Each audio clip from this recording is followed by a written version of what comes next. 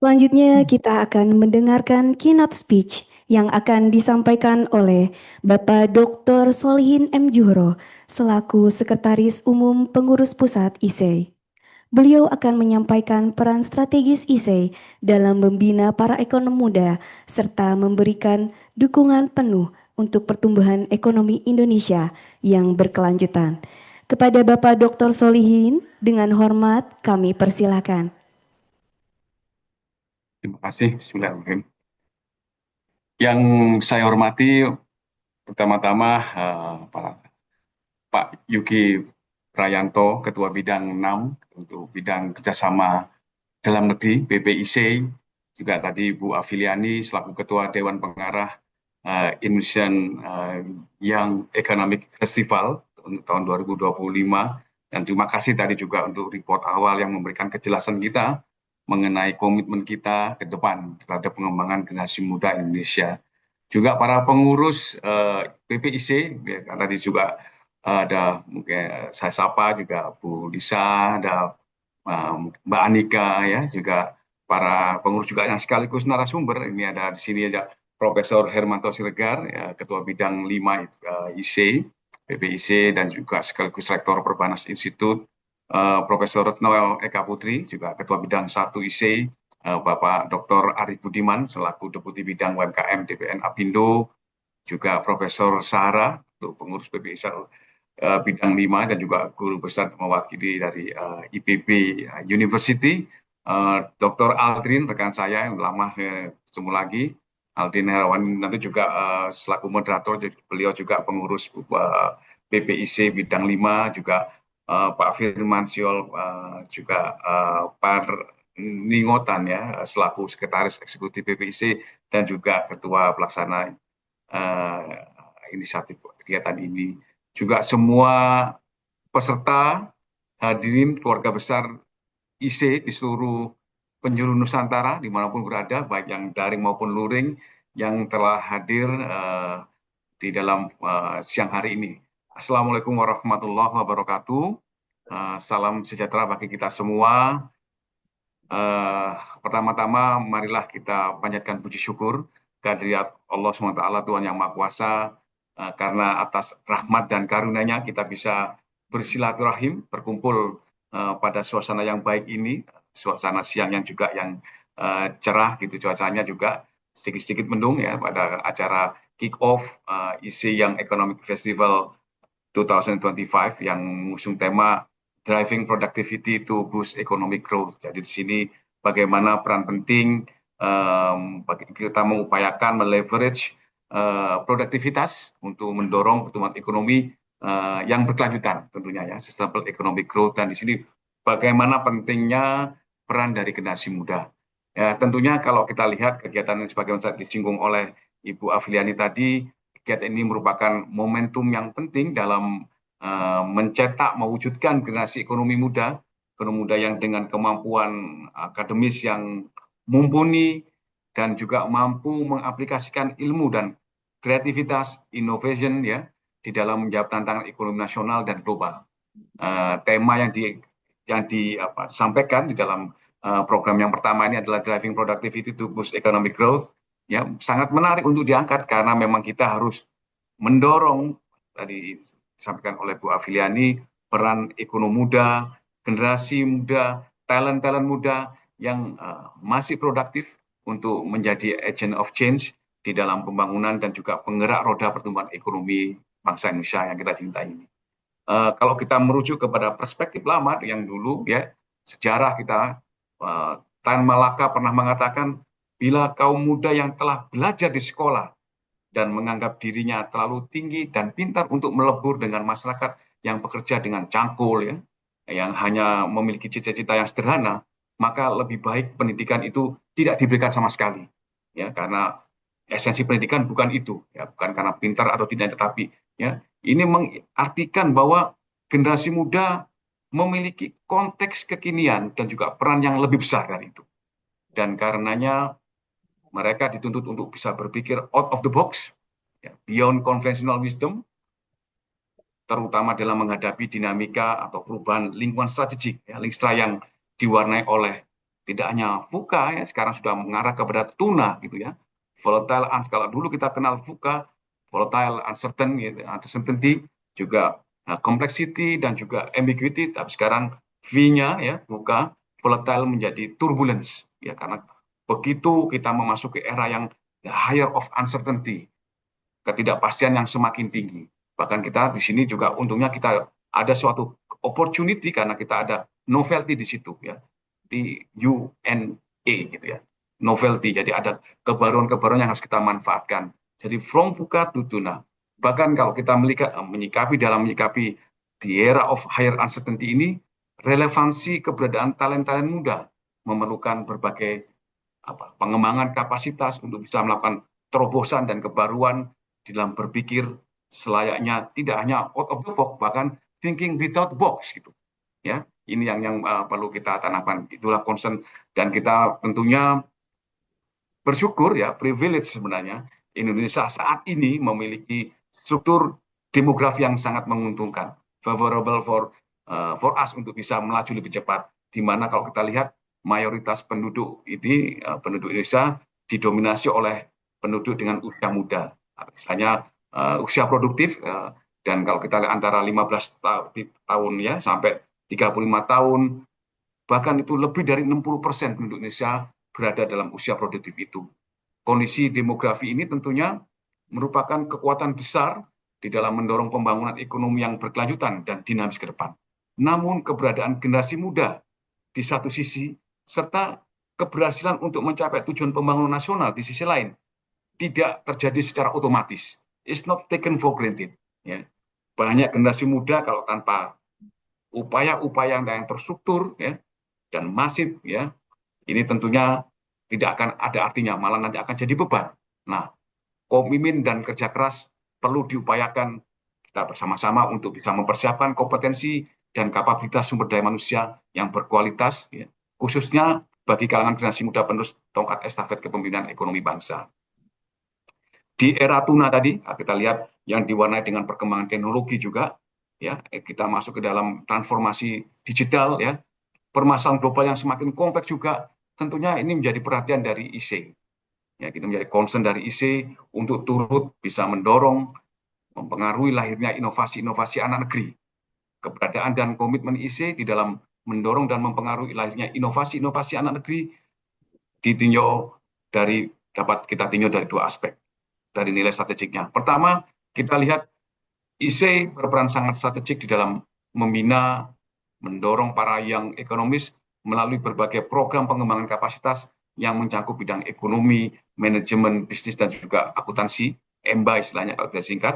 Dan dalam hal ini IC dapat menjadi jembatan penting antara teori akademik, teori ya, empiris dan juga praktik di dunia industri, sekaligus membuka ruang kolaborasi antar mahasiswa, akademisi, praktisi, dan juga untuk menciptakan nilai tambah yang nyata bagi penciptaan komunitas unggul, industri yang kompetitif, dan juga dari sisi sektor kompetensi atau di bidang jasa di tanah air.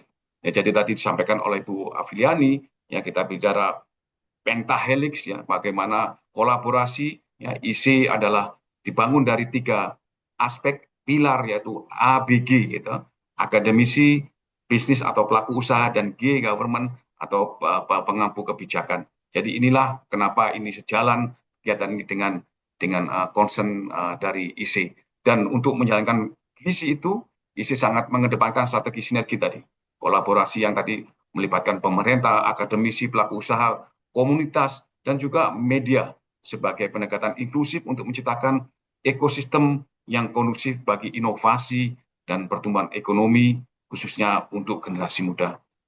Bapak Ibu rekan yang kami hormati, ya, kalau kita melihat karya Why Nations Fail, ya, pemikiran dari Asimov dan Robinson, pemenang Nobel Ekonomi tahun lalu, ya, disampaikan bahwasanya bukan warna kulit, ya, bukan agama, bukan budaya yang bisa menjadikan bangsa itu berhasil atau bahkan gagal, tetapi karena kemampuan di dalam membangun kelembagaan, baik itu ekonomi dan politik yang dilakukan secara terintegrasi, secara inklusif, ya, gitu. Dan di situ salah satu contoh aspek yang dibangun adalah membangun kapabilitas untuk generasinya bisa melakukan inovasi.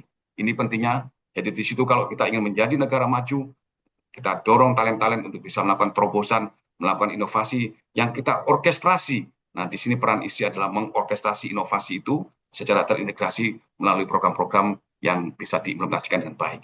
Yang kedua tentunya ISI juga mendukung penuh program pemerintah, khususnya hilirisasi sebagai strategi penting untuk meningkatkan nilai tambah komunitas-komunitas maupun juga produk lokal yang selaras dengan prioritas pembangunan nasional RPJMN untuk 5 tahun ke depan yang dikemas dalam kajian kebijakan publik versi 60 atau seri 60 ya.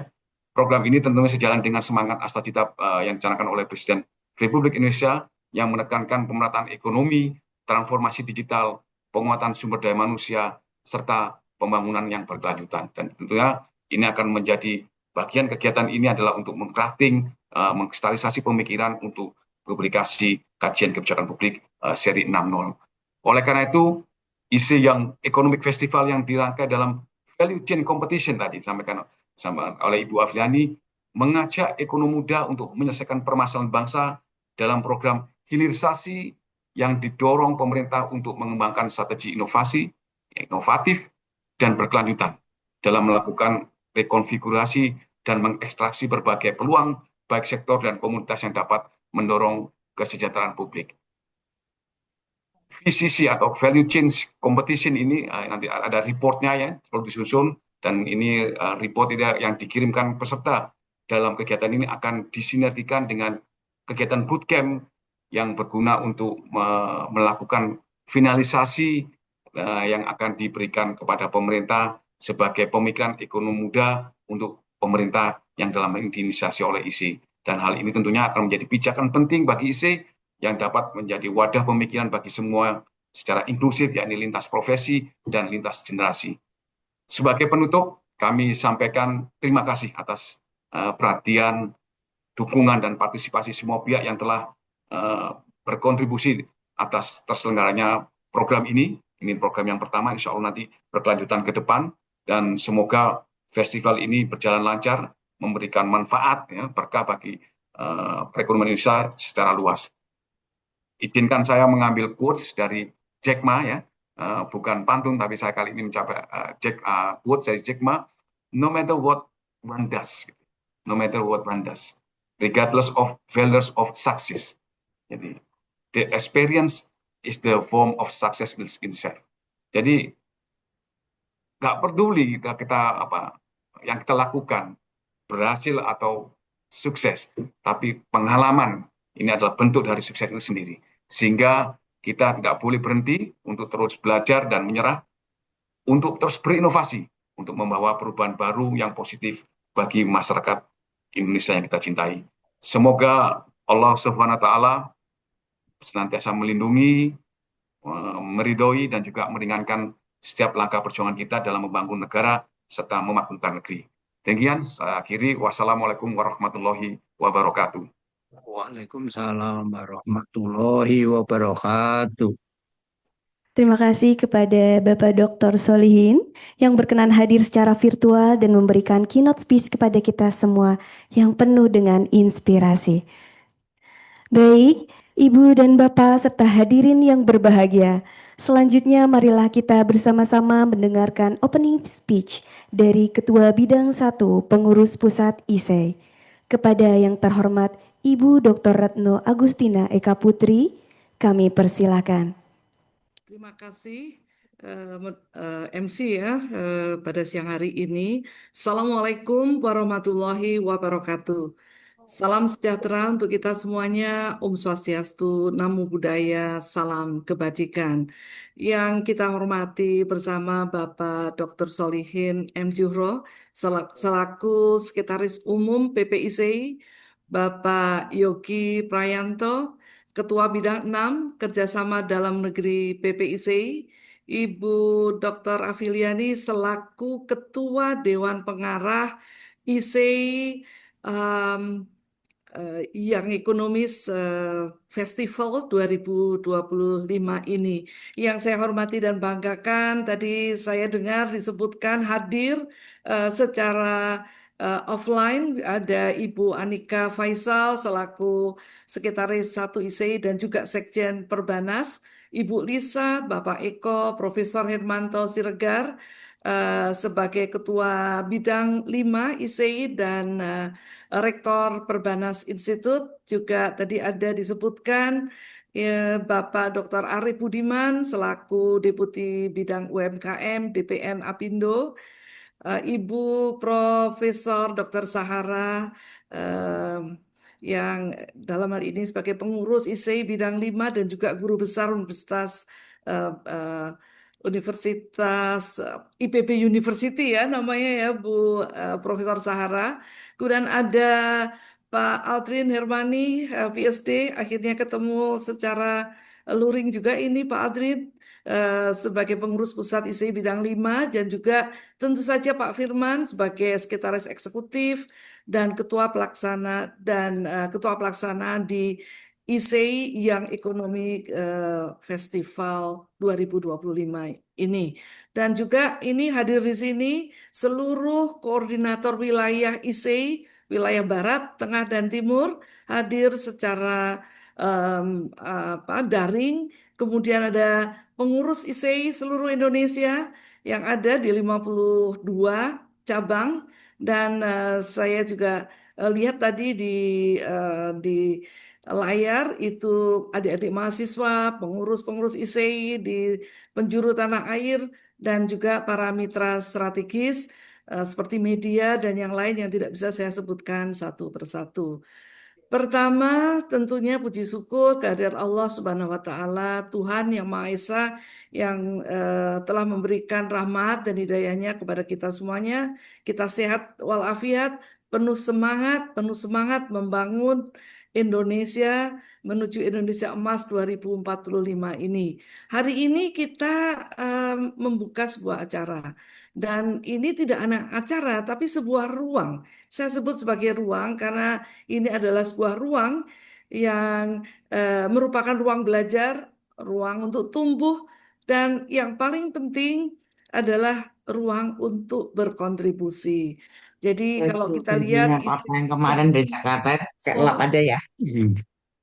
iya, tidak hanya kompetisi saja, tapi ini sebagai ajang, ajang untuk adu cepat, pintar, mengikuti perkembangan dalam perekonomian, dan tadi disebutkan tema yang sangat bagus diambil pada eh, periode pertama ini di 2025, yaitu Driving Productivity to Boost Economic Growth.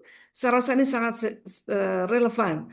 Karena saat ini kita menginginkan produktivitas yang tentu saja diharapkan dapat mendorong perekonomian lebih tinggi untuk tumbuh.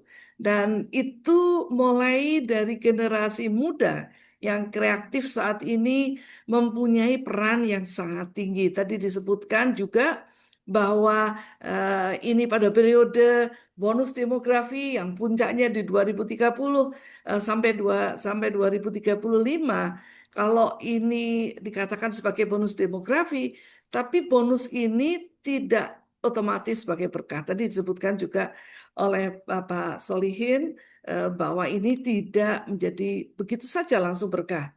Karena kalau kita lihat sekarang di angka pengangguran yang antara 15-24, Ibu Afiliani tadi menyebutkan ini untuk kompetisi untuk 30 tahun ke bawah ini masih cukup tinggi karena di 2 digit ya, dari 12. Apalagi kalau kita melihat angka-angka yang beragam di struktur uh, not employment, not in employment, not in education, or in training itu cukup tinggi di beberapa wilayah. Tapi kita melihat data-data yang cukup bagus, melihat ketertarikan anak-anak muda, generasi muda pada kegiatan-kegiatan yang sifatnya wirausaha. Dan juga beberapa studi juga menunjukkan bahwa generasi Gen Z dan milenial ini menginginkan atau bermimpi untuk memiliki usaha sendiri, dan ini tentu saja akan dapat mengisi celah dunia usaha yang perlu dilakukan. Nah, ini makanya tadi disebut oleh Ibu Afiliani, celah inilah yang dicoba dijawab dengan mengadakan ISEI yang Economist Festival 2025, mengajak generasi muda untuk itu. ISEI sendiri itu bersifat inklusif begitu, karena ini adalah ada unsur akademisi, ada unsur bisnis, dan ada unsur pemerintah atau government.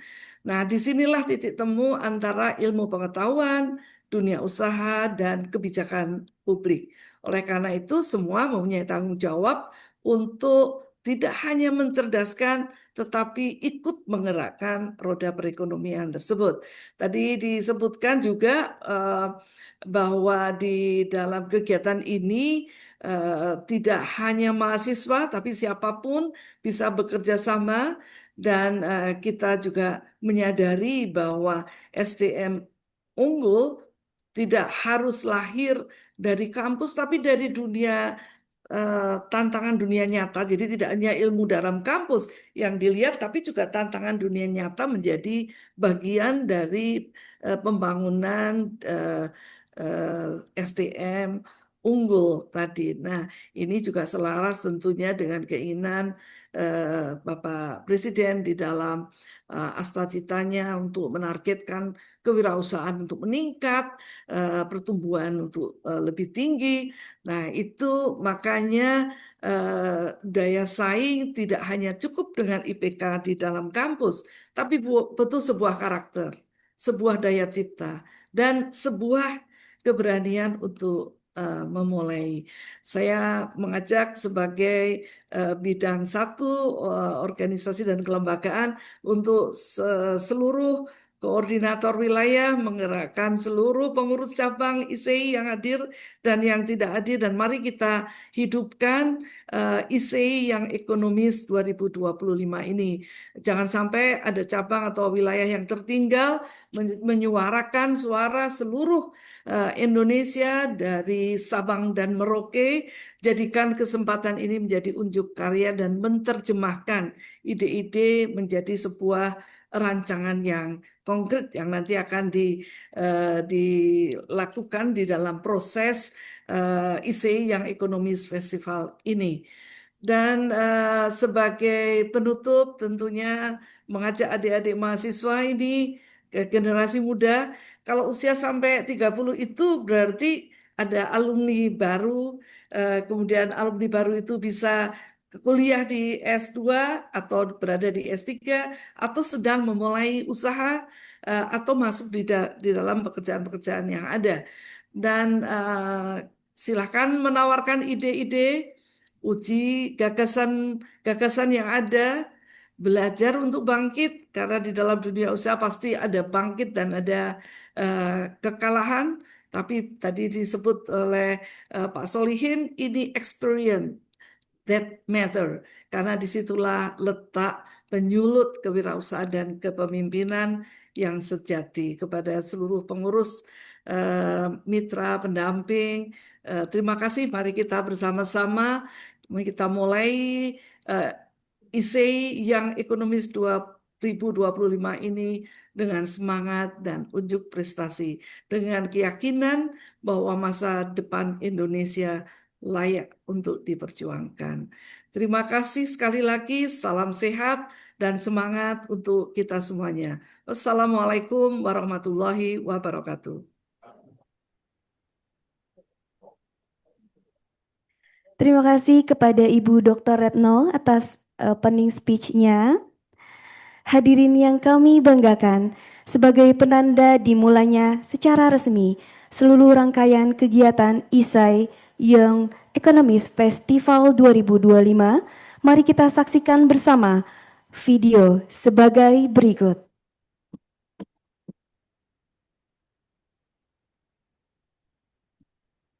Di tengah ketidakpastian global, seperti kebijakan tarif resiprokal yang mempengaruhi pasar internasional, rivalitas antara dua kekuatan ekonomi dunia, dan risiko geopolitik yang meningkat, Indonesia harus menghadapi tantangan besar. Kita menyambut tahun 2045 sebagai Indonesia Emas, yakni momen bersejarah 100 tahun kemerdekaan yang diharapkan dapat menjadi puncak pemanfaatan bonus demografi untuk kemajuan bangsa. Potensi ini hanya akan menjadi berkah jika kita mempersiapkannya dengan matang, yakni menjadi bonus demografi. Apabila tidak disiapkan dengan matang, dapat menjadi bencana demografi. Generasi muda adalah kunci utama. Melalui ISEI Young Economist Festival, kita mengajak para pemuda untuk berperan aktif dalam merancang masa depan ekonomi Indonesia.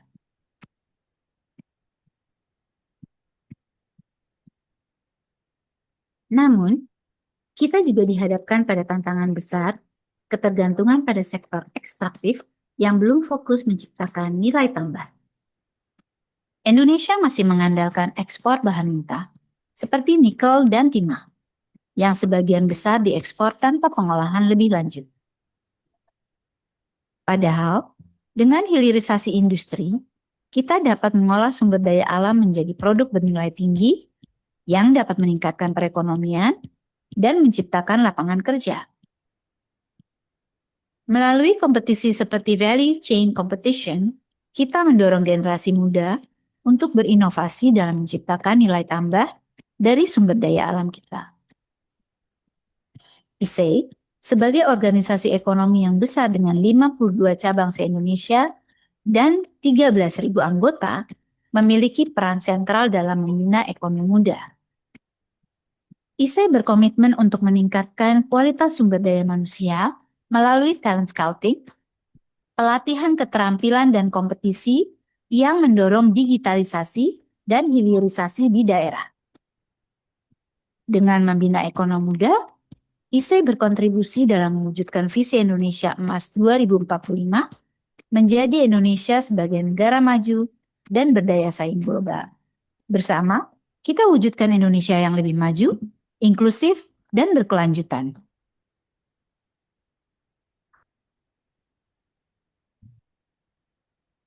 Terima kasih atas tepuk tangan yang meriah. Sekali lagi dong, lebih meriah lagi.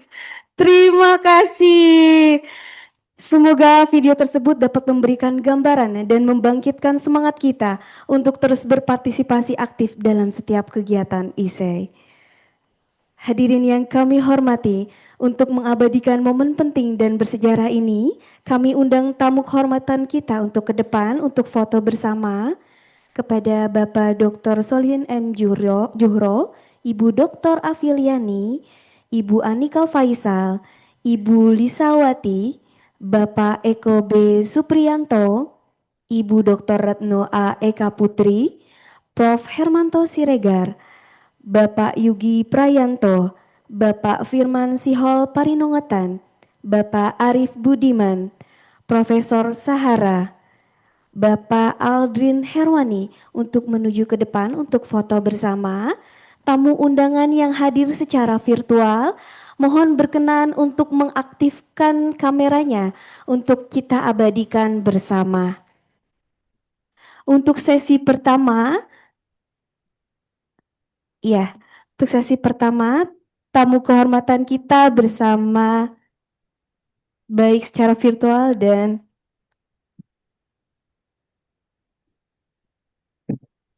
tim dokumentasi sudah cukup jelas?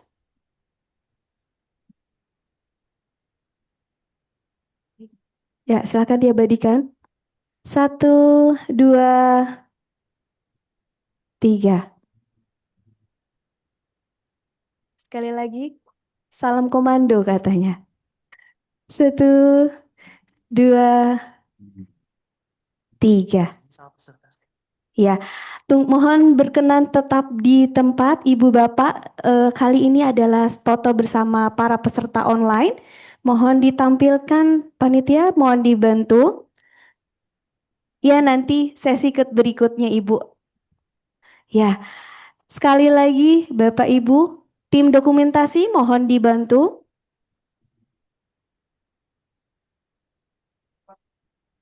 Ya, 1, 2, 3. Untuk sisanya mungkin bisa di screenshot. Untuk Bapak Ibu berikutnya adalah foto bersama dengan tamu undangan yang hadir secara luring. Bapak Ibu bisa menghadap layar. Mohon untuk tetap berada di tempat di depan.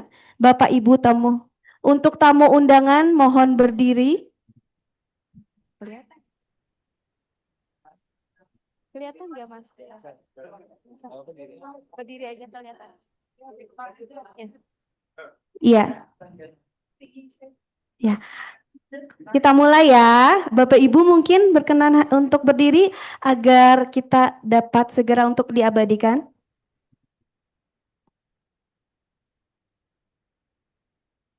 Satu, dua, tiga. Sekali lagi gaya tadi. Komando. Satu, dua, tiga.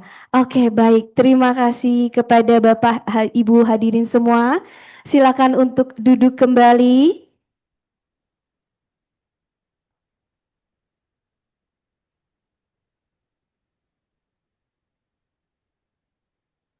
Ibu Bapak hadirin yang kami muliakan, kini tibalah kita di sesi yang paling kita nanti-nantikan. Talk Show Young Economist Festival 2025. Sesi ini akan membahas tuntas salah satu kunci peningkatan produktivitas, yaitu Value Chain Management in Business. Talk show ini akan menghadirkan dua narasumber yang kredibel dan luar biasa di bidangnya. Yang pertama, Bapak Dr. Arif Budiman, Deputi Bidang UMKM DPN Apindo. Yang kedua, Profesor Dr. Sahara SPMSI, selaku Pengurus Pusat ISEI Bidang 5. Dan sesi kali ini akan dipandu oleh moderator kita yang memiliki rekam jejak gemilang, Bapak Aldrin Herwani PhD, Pengurus Pusat ISEI Bidang 5. Beri tepuk tangan. Sebelum kita menyerahkan sepenuhnya acara kepada Bapak Aldrin, perkenankan saya membacakan CV Bapak Aldrin. Beliau mengenyam pendidikan terakhir PhD Business Administration Finance di International Islamic University Malaysia. Beliau menjabat pada tahun 2022 sampai dengan 2025 bagian Education and Culture Attach KBRI New Delhi, India. Dan saat ini beliau menjabat sebagai Head of Business Research and Consulting Center Perbanas Solution Perbanas Institute Jakarta. Kepada Bapak Aldrin, kami persilakan, mohon bantu untuk tepuk tangan yang meriah.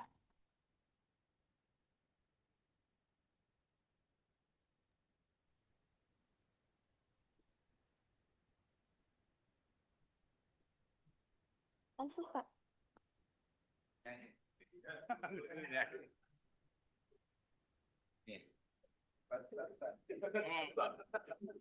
Bismillahirrahmanirrahim. Assalamualaikum warahmatullahi wabarakatuh. Yang saya hormati Bapak Solehin, Pak Skum kita, kemudian ada Ibu Anika, ada Bu Lisa, ada Bu Retno, ya, di daring ada Pak Hermanto, dan Pak Yogi. Saya ketemu Pak Yogi di India kemarin waktu Republic Day ya, cuma saya nggak sapa, Bapak lagi sibuk. Kemudian ada Bu Suwartini ya. Dan yang saya hormati pasti udah lama kenal banget dengan ibu kita ya, Ibu Afiliani. Ya, kalau Bu Afiliani disebut pasti orang identik IC. Orang nyebut IC orang bilang Bu Afiliani. Saking sudah sangat-sangat melekat di IC. Dan Bapak dan Ibu sekalian, dan saya sapa teman-teman saya yang ada di daring ya, Kepala Cabang IC seluruh Indonesia. Kebetulan saya mantan ketua IC Bandung dulu, jadi masih sebagian sisanya saya hafal di situ. Kalau Ibu Retno saya udah hafal banget. Selain ngurusin Bu Retno, saya ngurusin MOU-nya lebih dari 5 ya untuk Universitas Bengkulu. Ya, ya baik Bapak dan Ibu sekalian, ide ini adalah ide yang menarik. Sebenarnya saya senang banget ketika dengar ada yang untuk ekonomis di Indonesia. Karena di luar negeri betul-betul dinamik ya, mereka luar biasa. Dan untungnya kita saat ini sudah punya. Minimal ini jadi penggerak ya. Nggak bisa kita dalam 30 tahun ke depan mengejar Indonesia emas kalau nggak dari seperti ini. Ya, salah satunya. Kontribusi yang terbesar itu, ya boleh para ekonom muda mau jadi praktisi, boleh. Mau jadi akademisi tulen, boleh. Mau jadi peneliti ulung, boleh. Jadi tidak ada batasan bahwa ini harus jadi dosen, enggak. Ini harus jadi praktisi, Kak. Bapak dan Ibu sekalian yang saya hormati, saya harus bacakan nih CV dua orang pembicara pada hari ini. Sebentar. Kan katanya sekarang zaman IT ya. Saya bilang IT harus canggih, nggak usah paperless. Saya nggak pakai paper nih. Baik, saya bacakan CV dari Bapak dan sudah ada. Baik Pak, pertamalah Dr. Arif Budiman, S1-nya di Indiana University, kemudian dia menyambung ke Universitas Airlangga, UNER ya, dan terakhir pernah short course di Lemhanas. Ternyata sudah ikut Lemhanas diam-diam Mbak ya. Nggak mudah Pak, rebutan masuk situ. Terakhir Doctor of Economic di Universitas 17 Agustus. Dan beliau adalah, kita bisa lihat sama-sama track recordnya untuk pekerjaan sekarang tuh sebagai Presiden Direktur PT Prakasa Jakarta. Namun pada saat ini beliau mewakili Apindo, Pak ya. Jadi kita Bu Apindo ini udah siapin satu dibawa praktisi Pak Arif, satu lagi Dokter Sarah dari akademisi, udah lengkap ya. Jadi no comment ya. Baik, ini Dr. Arif Budiman, saya pikir Bapak sudah kebaca ya mappingnya Indonesia. Sampai dengan detik ini, sampai sebenarnya sih generasi muda kita di bawah 30. Kita nggak masuk Pak, di bawah 30 ya. Mudah-mudahan Bapak bisa cerita ya. Bagaimana orang muda Indonesia dari hulu ke hilir, itu ada semua mereka. Karena itu yang terjadi di dunia sekarang bahwa perekonomian mereka ditopang masing-masing dari hulu ke hilir. Nggak hulu saja, nggak hilir saja, dari hulu ke hilir. Mudah-mudahan Apindo bisa banyak berbuat untuk Indonesia. Baik, yang selanjutnya silakan next slide. Profesor Dr. Sahara dari Institut Pertanian Bogor. Sudah ketemu saya di Zoom sebelumnya. Sekarang ketemu offline. Alhamdulillah Bu ya. Baik, Dr. Sarah S1 di IPB, kemudian nyambung tetap di IPB, dan terakhir di Adelaide di Australia, alumni Australia. Beliau sampai dengan saat ini sebagai Sekretaris Center of Cafe Center, ya Bu ya. Intercafe Center. Pernah juga sebagai Sekretari Development Planning Study Program di IPB. Dan track recordnya Bapak dan Ibu bisa baca. Mudah-mudahan apa yang disampaikan Ibu bisa terlihat ya. Ibu tanggung jawab Ibu besar loh Bu. Pak Prabowo maunya pangan kita swasembada Bu ya. Kita bebankan IPB berat-berat sekarang. Pangan harus swasembada. Karena kenapa? Bapak dan Ibu ingat kan ketika COVID, coba semua diisolasi, tutup semua negara. Yang penting apa? Bukan kertas kerja, bukan surat berharga. Yang penting apa? Makan. Nasi. Saya cerita dikit kenapa India itu tidak pernah chaos dengan jumlah 1,4 miliar karena saya pernah di sana. Hanya 3 sektor yang dijaga. 1 pangan, 2 kesehatan, 3 pendidikan. Mohon maaf, orang yang pendapatannya kurang, dia kepikir bisa makan. Anak sakit ke dokter free, gratis. Satu lagi anaknya bisa sekolah, udah dia nggak ribut. Mau bergejolak politik, mau global, dia nggak masalah. 3 sektor yang dia tekankan. Pangan, pendidikan, dan kesehatan. Dan itu mereka tidak chaos dan mereka sekarang nomor 1 paling besar di dunia ya. Kecele itu, Cina tuh, market Cina. Kenapa Pak?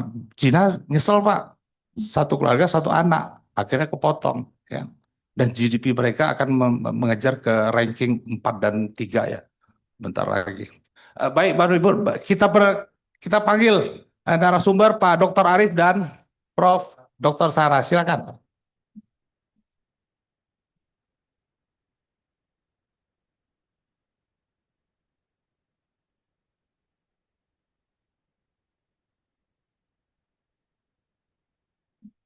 Baik, Bapak dan Ibu sekalian, Pak Dr. Arif pertama ya, yang kedua Bu Ibu Sarah, masing-masing 10 menit Pak ya. Singkat, jelas, padat. Kalau lebih dimarah Bu Afi deh, jangan lebih Pak ya. Kalau mau diskusi sisanya di luar. 10 menit, sisanya nanti kita panel, tanya jawab ya. Baik, untuk pertama kita lihat potret Indonesia dari sisi praktisi di Indonesia untuk ekonom muda. Waktu dan tempat kami persilakan. Silakan Pak Arif. Iya, Terima kasih, selamat siang. Assalamualaikum warahmatullahi wabarakatuh. Terima kasih diundang sama peneliti muda ya. Saya udah lewat mas mudanya, tapi bangga diundang. Yang kedua, saya juga merasa bangga sekali bisa ketemu senior-senior ekonom saya di sini. Ada beberapa yang saya sering lihat jurnalnya atau lihat di TV itu bisa ketemu gitu. Jadi terima kasih sekali atas kesempatannya. Jadi saya akan bicara soal gimana sih potretnya generasi muda gitu. Eh, Data terakhir yang paling gampang itu waktu pemilu tahun lalu ya. Itu 60% itu Gen Z dan millennials. Jadi sebetulnya potensi pemuda kita itu yang sudah bisa milih dan Gen Z itu millennials itu kira-kira sekarang early 30 plus ya. Itu udah duduki populasi yang cukup banyak 60%, Pak. Jadi memang sektor ini yang harus di-drive. Kemudian kalau kita ngomong UMKM, kita mesti samain persepsi ya. Seringkali sampai ke pemerintahan kalau ngomong UMKM itu dianggap yang jual Yami sama siomay kayak tadi itu Pak. Kita ngacunya sama PP nomor 7 2021, revenue-nya itu sampai 50 M. Ya, itu jadi kita ngomong kan UMKM itu mikro, kecil, menengah gitu ya. Jadi yang menengah itu sampai 50 M. Jadi kita harus tahu bahwa berapa besar sih yang perusahaan besar di Indonesia, nggak sampai 5%, Pak. Datanya kalau nggak salah cuma 3%. Begitu turun ke bawah itu mulai di angka double digit tapi nggak sampai 20%. Itu yang menengah. Yang banyak itu malah kecil, mikro lebih kecil, ultra mikro lebih kecil. Nah ini yang susah. Karena apa? UMKM itu 61% PDB, terus 97% itu menyerap tenaga kerja. Nah Bapak Ibu sekalian kalau lihat bahwa sektornya itu semakin kecil, itu semakin rentan Pak. Nggak usah ngomong politik, batuk sedikit, ya PHK-nya banyak nih saya ngomong batuk sedikit. Batuk sedikit udah berubah gitu ya. Jadi banyak hal yang menurut saya itu Indonesia sebagai pemerintah itu terutama dalam sektor UMKM gitu belum ada sektor prioritas yang mau didorong. Selalu semuanya kagetan. Misalnya Indonesia itu sekarang kalau udang lagi hancur, Pak. Kenapa lagi hancur? Tarif. Ekspornya udang Indonesia banyakan ke Amerika. Padahal kalau ngomong seafood, ekspor paling tinggi itu adalah udang. Gitu. Nah, terus kemarin juga karena e-fishery juga berdampak di supply chain gitu. Macam-macam Pak. Nah, yang susah adalah karena tidak ada sektor unggulan. Jadi kalau kita mau memetakan value chain itu susah. Ya. Kita mau ngomong industri, pemerintah masih terfokus sama industri yang fokusnya sama mining, ekstraksi, Pak. Padahal banyak jurnal yang ngomong adalah mineral resource curse. Jadi ada riset yang bilang daerah-daerah yang ekstraksi mineral itu malah tingkat kemiskinannya lebih tinggi daripada yang oil and gas. Gitu. Jadi saya lihat ini yang bermasalah. Kalau kita lihat data di Apindo lihat dari sektor namanya deindustrialisasi gitu Pak ya. Indonesia kalau lihat datanya Pak Ekonom udah ngerti lah ya bacanya deindustrialisasi. Kalau saya bilang kapan jadi industrialisasinya kita ini belum sampai industrialisasi udah turun gitu. Jadi banyak hal yang menurut kita itu apa sih salahnya gitu kan. Ternyata banyak Pak. Makanya di Apindo itu kita selalu approach-nya pentahelix, closed loop, inclusion untuk gandeng semua. Jadi Bapak Ibu sekalian kalau lihat soal statement-statementnya Apindo, itu kita selalu berani nentang pemerintah kalau polisinya nggak benar. Yang kita selalu pikirkan adalah iklim usaha. Ya, fokusnya pada iklim usaha. Kenapa iklim usaha? Karena tujuan utamanya Apindo adalah untuk mendapatkan tenaga kerja sebanyak-banyaknya. Ya, jadi mendorong ekonomi melalui penyerapan tenaga kerja. Jadi kalau iklim usaha nggak ada pengusaha, nggak ada usaha, ya nggak ada pekerja gitu. Jadi ini. Oke, sekarang saya kembali ke konteks UMKM sekarang. Tantangan utama dari UMKM di Indonesia itu kalau Bapak lihat lomba Pak ya, lomba semualah startup atau lomba apapun, itu selalu jarang yang produksi Pak. Kebanyakan itu jasa atau makanan minuman Pak, mamin Pak. Food and beverage itu kalau di datanya Apindo kita punya sekitar 60.000 data UMKM binaan. Binaan kita itu yang kecil, mikro, ultra mikro Pak yang kita bina. Kalau yang sudah menengah sama besar sama yang kecil itu biasanya kita arahnya policy maker untuk advokasi. Kalau yang kecil kita juga policy maker tapi kita juga tambah pembinaan. Nah, 70% lebih itu makanan minuman, Pak.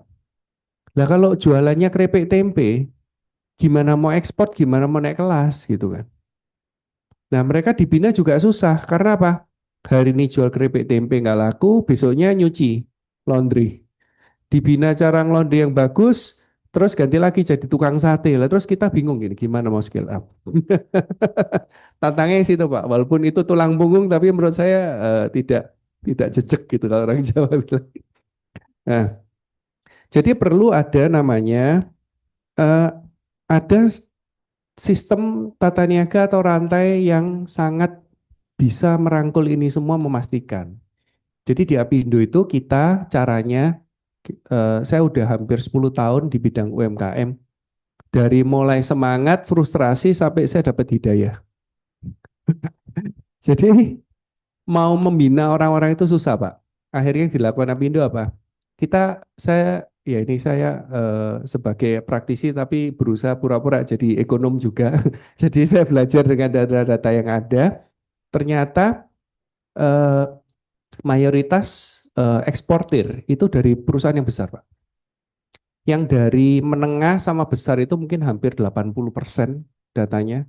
Yang kecil sampai ke bawah itu cuman nggak sampai double digit Pak. Jadi dari situ kita lihat oke, kalau saya mau naik kelas, tujuannya naik kelas pemerintah ekspor, kita menggabungkan rantai pasok ini kepada yang ekspor Pak. Jadi kita panggil perusahaan yang besar-besar dan menengah yang ekspor, apa yang kamu perlu untuk bisa ekspor? Jadi kita akhirnya kita datangkan, kita matching kita kebutuhannya supaya mereka standarnya paling nggak tahu gimana kalau dia mau ekspor, tapi melalui global supply chain yang udah biasa ekspor, jadi barrier-nya nggak terlalu tinggi. Kemudian kita ajarkan juga yang namanya sustainability. Jadi kita di Apindo nulis namanya Panduan Investasi Lestari. Itu panduan waktu G20 di Bali kemarin kita tulis bersama, di launching sama BKPM. Itu ngajari untuk UMKM untuk bisa bikin laporan sustainability. Kenapa Pak Presiden, Pak Jokowi waktu itu bilang 70% harus dari UMKM lokal. Betul Pak ya, investasi yang ngomong gitu Pak ya. Tapi kalau perusahaan datang punya SDG, terus habis itu mitra suppliernya nggak ada, nggak bisa. Jadi kita ngajarin mereka untuk itu. Nah, jadi kita selalu suka sekali berkolaborasi Pak. Dari apa Bapak Ibu sekalian kita diajakin kolaborasi apa ayo karena zaman sekarang itu harus kolaborasi. Nggak ada satu orang pun atau satu organisasi yang mampu. Jadi kita selalu berkolaborasi. Nah, untuk apa? Untuk membangun competitiveness berbasis kolaborasi. Itu yang kita perlukan. Jadi mungkin kalau dari Bapak Ibu sekalian yang muda-muda ini kita bisa berharap dari research untuk bisa apa sih yang perlu di industri untuk mengembangkan. Banyak Pak, Bapak Ibu sekalian kalau dari UMKM itu bantuan research ya. Saya kasih contoh, saya itu sangat passion sekali dengan budaya dan kearifan lokal ya. Saya senang batik, saya senang jamu. Bapak Ibu sekalian, Indonesia itu tanda tangan yang namanya perjanjian bahwa jamu itu dimasukkan kategori seperti medical. Akibatnya apa? Banyak jamu gelap dan jamu lokal itu mati Karena apa? Mereka harus mengikuti standar POM, begitu mau ngajukan ada ingredient jahe, terus BPOM-nya nggak punya ingredient jahe, bisa untuk apa? Akhirnya bayangin UMKM jamu suruh research, nggak mungkin kan? Jadi harusnya ini bisa sebagai researcher bisa membantu. Oke, kemudian kita lanjut ke kemitraan strategis, Pak. Jadi kita itu selalu ingin bangun UMKM dengan industri besar seperti tadi, ada anchor-anchor ekspor yang kita lakukan, kita selenggarakan platform matchmaking, pembinaan, dan kita punya flagship program namanya Apindo UMKM Merdeka, namanya AUM, itu melibatkan mahasiswa magang di membina UMKM selama 6 bulan, jadi 4 bulan bina, 2 bulan bikin laporan, bisa dapat MBKM sampai bisa dapat SKS sampai 21 plus dapat MSIB untuk uang transportnya. Jadi programnya bagus, ini akan masih ditinjau di sini. Jadi rencananya kurikulumnya SKS-nya dikurangi dan dananya dikurangi juga. Jadi tapi kita tetap melakukan yang mandiri. Total binaan kita total sudah 8 batch, kita sudah hampir 4.000 mahasiswa yang melaksanakan ini. Outputnya ada yang jurnal juga, Bu. Jadi ini banyak universitas yang sudah. Kemudian digitalisasi data itu penting. Semua kementerian, jadi zamannya sebelum Pak Prabowo, Pak Jokowi itu ada 40 kementerian dan lembaga yang ngurusi UMKM, datanya campur baur. Nggak ada bisa diintegrasi, banyak yang overlap, dan ada bahkan UMKM yang kita temukan itu mungkin binaan dari hampir 20 kementerian dan lembaga. Jadi kerjanya cuma ikut seminar aja dapat duit. Bisnis modelnya keren banget. Oke. Nah, jadi kita punya yang namanya Pasar Kamis, itu onboarding UKM ke rantai pasok. Nah, ini pesan saya terakhir, Pak, saya tutup. Ekonomi zaman sekarang itu tidak hanya bahas supply dan demand, ya, tapi juga tentang digital, tentang bioekonomi, ekonomi kreatif, dan ekonomi muda perlu menerapkan keilmuan ekonominya di dunia nyata yang dinamis dan terus berkembang ilmunya. Jadi itu makanya sering ngopi darat sama industri lah gitu. Kemudian produktivitas bukan hanya soal output, tapi soal hubungan antara pelaku dan keberanian menyusun ulang sistem yang berpihak kepada kemajuan bersama. Ya, itu yang kita lihat kita perlukan sekarang. Kemudian jadilah ekonom yang bukan hanya menganalisa tapi juga membangun. Yang penting itu apa? Punya empati, data, dan keberanian. Mari kita dorong UKM Indonesia tidak sekedar bertambah, tapi bertumbuh dalam ekosistem yang sehat dan inklusif. Terima kasih. Beri prosesnya untuk Pak Dr. Arif. Udah kelihatan ya sepintas ya potret praktisi ya. Sepintasnya udah kelihatan tadi itu. Ternyata yang eksportir kita perusahaan besar. UMKM kita masih didorong supaya naik kelas nih. Ya.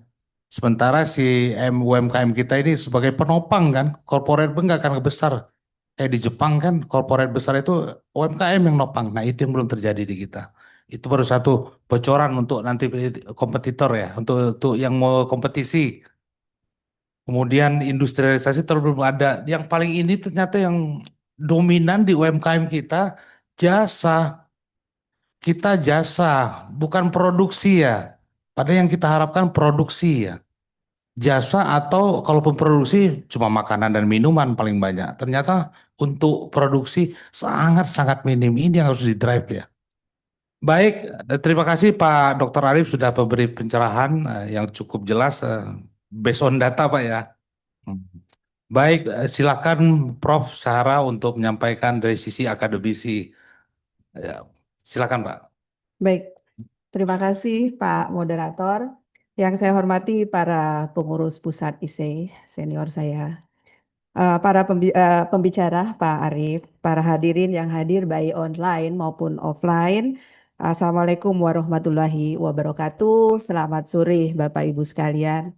Jadi ketika pertama kali dihubungi oleh panitia untuk mengisi topik ini sekitar sebulan yang lalu ya rasanya. Bu, berkenan dong mengisi terkait dengan topik value chain. Saya nggak mikir panjang waktu, langsung saya jawab, iya, boleh. Kenapa? Karena disertasi saya, Bapak Ibu, sejak hampir 20 tahun yang lalu, Pak moderator, itu terkait dengan value chain of agri-food value chain. Jadi value chain pangan. Dan itu kalau sekitar 20 tahun yang lalu berarti sudah lama sekali ya. Berarti kalau masa lalu saya masih boleh Pak ikut kompetisi ini ya. Ya. Dan ternyata Bapak Ibu 20 tahun yang lalu itu tidak tidak banyak berubah, tidak banyak perubahan. Dan memang dinamis dia, selalu bertransformasi. Makanya kalau dari dulu saya menekuni value chain sampai sekarang pun saya menekuni juga value chain juga, dan itu tidak selesai-selesai isunya di situ.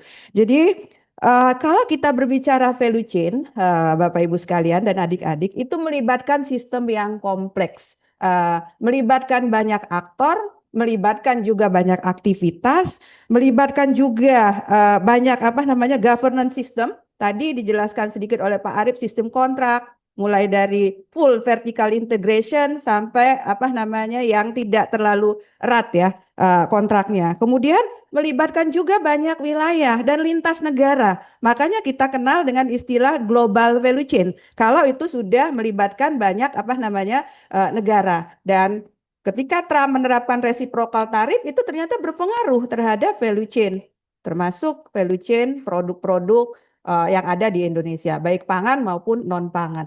Nah, kalau kita lihat siapa yang tidak tahu Natella, saya kira semuanya tahu ya Natella. Natella itu kan tidak datang tiba-tiba ke meja kita. Itu melibatkan tadi yang saya katakan sejumlah aktivitas, sejumlah aktor, lalu kemudian banyak governance yang terlibat di situ, lalu kemudian banyak juga negara. Raw materials untuk kakao, Natella itu kan kakao. Lalu kemudian ada hazelnut, ada juga gula. Kemudian palm oil, gula itu dari Brazil, dari Thailand, kakao dari Indonesia. Itu dan dari negara Pantai Gading. Lalu kemudian untuk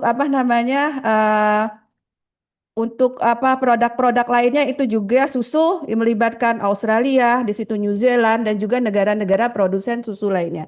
Lalu kemudian manufakturnya di mana? Di Natella punya beberapa pabrik. Lalu kemudian setelah jadi ya produknya itu kan didistribusikan ke hampir 200 negara. Mohon maaf, 200 negara dan wilayah ya, tidak hanya negara. Lalu kemudian kalau kita lihat juga dia juga melibatkan di situ banyak konsumen. Ya, jadi dia terfragmentasi sedemikian rupa, tadi melibatkan juga banyak negara dan global value chain-nya ini sangat luar biasa. Nah, kita mau di mana nanti itu? Ya, adik-adik sekalian mau di mana? Mau di raw materialnya, mau di suppliernya, manufakturnya, mau di bagian distribusi, mau di marketing and sales, atau mau di bagian mana? Jadi Bapak Ibu sekalian, Pak Moderator, kalau saya tanya dulu ke mahasiswa saya, mau jadi petani nggak? Jawabannya nggak mau. Karena mereka mikirnya yang di situ, yang ujung situ. Saya bilang, Mbak Mas, jangan mikir yang ujung situ. Anda harus berpikir menggunakan konsep value chain. Anda bisa dimanapun nanti, termasuk jasa, certification nanti juga akan kita bahas. Next. Nah, demikian juga dengan value chain yang lainnya. Ini Nike, sepatu Nike. Nah, Nike itu kan juga memerlukan input, memerlukan bahan yang bagus, memerlukan lem, memerlukan karet. Di beberapa sepatu dia butuh kulit juga. Nah, untuk mendapatkan input yang berkualitas, tentu saja dia harus mendapatkan supplier yang bagus. Dan itu melibatkan juga beberapa negara. Kita sebut hulu, upstream, diolah oleh Nike manufakturnya. Lalu kemudian downstreamnya perlu digarap juga. Nggak bisa setelah diproduksi sepatu ujuk-ujuk dibeli oleh konsumen. Tentu saja harus melibatkan distributor di situ, kemudian melibatkan juga retail dan juga baru sampai ke level konsumen. Nah, ketika produk itu selesai diproduksi, aktivitas selanjutnya itu kita sebut downstream atau hilir. Makanya tadi Pak Moderator mengatakan hulu hilir ya, seperti itu dan itu banyak. Next. Nah, kalau kita lihat Bapak Ibu sekalian, apa sih value chain ya? Value chain itu sebuah model bisnis yang menggambarkan seluruh rangkaian aktivitas yang diperlukan untuk menciptakan produk. Dan tadi ya, banyak yang harus dipertimbangkan baik hulu maupun hilir. Dan yang terpenting itu bagaimana menurunkan biaya di sepanjang rantai nilai tersebut. Di samping tadi memperbaiki atau menciptakan nilai tambah juga di sepanjang rantai nilai. Nah, penting ketika kita sebagai pengusaha di level manufacture tadi yang tengah, kita perlu memutuskan ya, apakah kita bahannya itu akan kita input tadi itu akan kita buat sendiri atau kita beli. Buat sendiri itu seperti apa? Misalnya begini, restoran fast food ya, seperti banyaklah ya, KFC, lalu McD dan sebagainya. Nah itu kan jarang restoran seperti itu yang nanam kentang sendiri Pak. Kan dia jualan kentang goreng, jualan ayam goreng. Mereka jarang yang punya kebun kentang sendiri. Jarang yang punya peternakan ayam sendiri. Kenapa? Karena mahal. Harus nyediain tanah, harus nyediain kandang ayam. Kalau memproduksi ayam sendiri, ngurusin pakan, pokoknya pusing. Nah, makanya kemudian vertical integration di situ menjadi sangat perlu melalui kontrak tadi ya. Lalu kemudian melalui berbagai macam bentuk kerjasama dengan petani dan dengan berbagai produsen lainnya. Jadi make and buy itu menjadi pertanyaan yang penting bagi pengusaha. Next. Lalu kemudian kalau kita lihat pada suatu perusahaan, aktivitas-aktivitas pada value chain itu tadi ada inbound logistik, pengadaan dan pengelolaan bahan baku. Bahan baku tadi harus berkualitas, lalu harus terus-menerus. Kualitasnya, kuantitasnya, dan juga harus continue. Lalu kemudian operationnya itu produksi atau proses tadi di level perusahaan, lalu kemudian outbound logistik, penyampaian produk ke pasar, ke konsumen, lalu kemudian marketing and sales, penjualan dan promosi, lalu kemudian layanan purna jual. Itu juga menjadi sangat penting sekali dalam value chain tersebut. Makanya di situ nanti ada komitmen, ada trust, ada satisfaction. Nah, itu ada bidangnya sendiri. Itu sudah melibatkan psychological aspek nanti itu tidak hanya ekonomi saja. Lalu kemudian untuk aktivitas pendukungnya ada pembelian, pengembangan teknologi. Tadi Bu Afi sudah menjelaskan, disruptif teknologi jelas akan berpengaruh ke value chain karena merupakan aktivitas pendukung. Lalu manajemen sumber daya manusia, itu menjadi sangat penting. Melibatkan tadi youth, generasi muda, itu juga menjadi suatu hal yang sangat penting dan ini yang kita lakukan sekarang. Lalu pelibatan infrastruktur, terutama infrastruktur digital. Next. Nah ini analisis rantai nilai untuk komoditas perikanan, saya tidak perlu bacakan. Lalu kemudian next, ini upaya peningkatan nilai tambah dan servicification. Next. Nah ini kalau kita lihat ya, untuk meningkatkan nilai tambah, demand driven Bapak Ibu sekalian menjadi sangat penting. Produsen jangan berpikir untuk memproduksi apa yang dia inginkan, tetapi harus melihat kepada pasar ya. Jadi jangan menjual apa yang diinginkan, tetapi jualah apa yang diinginkan oleh konsumen. Dan traceability itu menjadi sangat penting sekali. Ya, saya lanjutkan saja. Traceability Bapak Ibu sekalian menjadi sangat penting di situ ya. Maka teknologi semacam blockchain itu biasanya anak-anak muda yang memperkenalkan itu menjadi sangat dibutuhkan. Next. Nah, kemudian kalau kita lihat nah ini misalnya terkait dengan produk pertanian yang diinginkan oleh konsumen sekarang terutama high income class itu adalah produk yang pre-pesticide yang tidak merusak kesehatan mereka. Maka petani ya harus keinginan konsumen yang seperti ini. Next. Lalu kemudian, nah ini tadi mengatakan dan juga Pak Moderator sudah menyinggung bahwa jangan main Bapak Ibu di manufakturnya saja. Kalau dari gambar itu, smile curve ini, kurva senyum. Ya, jadi kalau di sepanjang rantai nilai itu, kalau kita main di manufaktur saja, itu nilai tambahnya paling rendah. Justru kita harus main di ujung kiri dan ujung kanan. Dan itu semuanya jasa Bapak Ibu. Makanya itu disebut servicification, peran sektor jasa.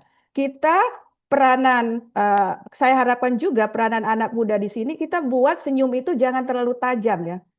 Jangan terlalu lebar ya senyum, tapi senyumnya datar saja. Agar apa? Manufacture itu pekerja yang ada di manufacture termasuk petani itu nilai tambahnya itu semakin apa namanya meningkat. Next.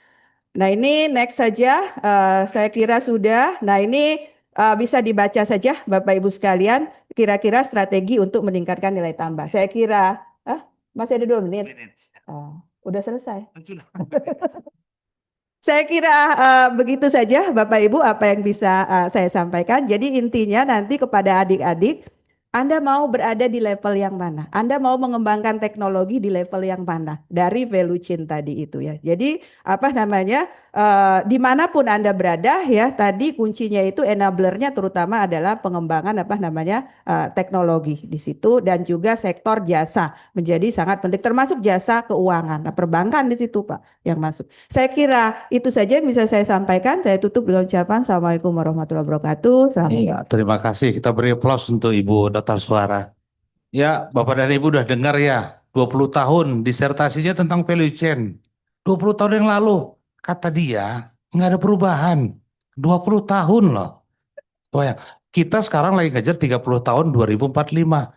Kalau nggak gara-gara nggak ada inovasi habis-habisan agak berat ya. Ya ini bukti empiris loh. Disertasinya tentang value chain.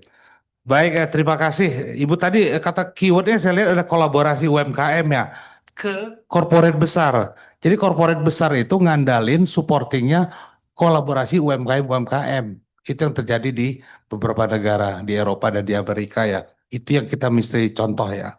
Baik, Bapak dan Ibu sekalian, kita punya setengah jam untuk termin pertama. Saya persilakan yang ada di ruangan dulu untuk maksimal 3 pertanyaan.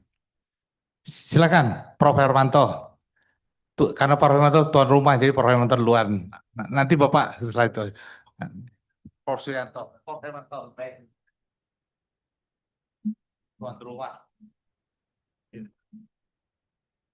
Terima kasih Pak Aldrin, Pak Arif dan Ibu Sahara. Pak Arif, Ibu Sahara presentasinya sangat menarik. Saya mau share sedikit aja mengenai ciri-ciri katakanlah hilirisasi atau industrialisasi yang relatif berhasil ya. Itu ada di Provinsi Jawa Timur ya, tempatnya Pak Arif ya. Nomor 1 cirinya ya, ini dari hasil kajian juga. Kontribusi terhadap GDP dari sektor industrinya tidak sekedar relatif tinggi, tapi tinggi. Di Jawa Timur itu share di GDP-nya itu sekitar 31%, ya jauh melebihi rata-rata nasional. Itu nomor 1. Nomor 2, di antara IKM, industri kecil dan menengah, itu yang paling besar peranannya itu adalah Mamin, seperti yang dikatakan Pak Arif. Nomor 3, jumlah industri makanannya, dari Mamin itu kan ada makanan, itu yang terbesar itu adalah industri makanan itu yang paling besar di antara IKM. Jadi dia menyumbang hampir 50% daripada GDP industri makanan, dan dalam hal tenaga kerja itu dia sekitar 22% gitu. Jadi di sini yang tadi disampaikan Bu Sahara, keterkaitan vertikal antara IKM-nya dengan yang besar-besar gitu. Kemudian yang terakhir, yang keempat, cirinya itu adalah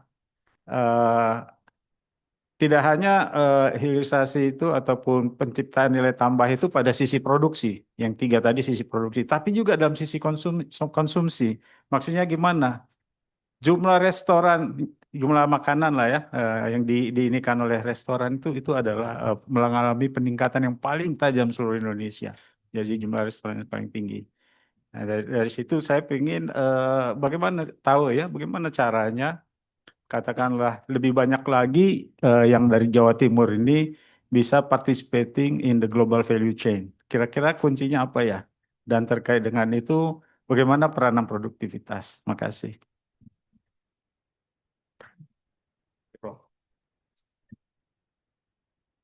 Terima kasih Pak Dri, ini saya lama nih ketemu sini ya setelah pulang dari India. Assalamualaikum warahmatullahi wabarakatuh. Salam sejahtera untuk kita semuanya. Ini sangat menarik bicara UMKM tadi Pak Arief Budiman dan juga Ibu bicara pertanian. Tadi kita baru bisik-bisik di sebelah ya Bu ya. Petani zaman dulu lebih sukses dibanding sekarang sepertinya. Karena kalau saya pulang kampung itu ayah saya anaknya 12 bisa menyekolahkan anak 12 itu dari petani kan gitu Pak. Jadi saya dulu bisa bayangin Pak panen jagung sekali panen itu buat makan setahun gak habis. Itu baru panen jagung, belum panen yang lainnya. Artinya apa? Ini fenomena alam dan juga fenomena kondisi sangat berbeda ya. Sehingga kalau kita pulang kampung itu nyari anak-anak itu untuk yang bertani susah. Nah ini menjadi salah satu problem. Tapi whatever itu semuanya, tapi yang jelas kemarin disampaikan oleh Pak Presiden melalui Pak Menteri Pertanian kita sudah swasembada pangan nih Pak ya. 4 juta ton padi beras kita siap lah kan gitu. Artinya kita tidak kekurangan beras. Nah, sehingga ini menjadi catatan.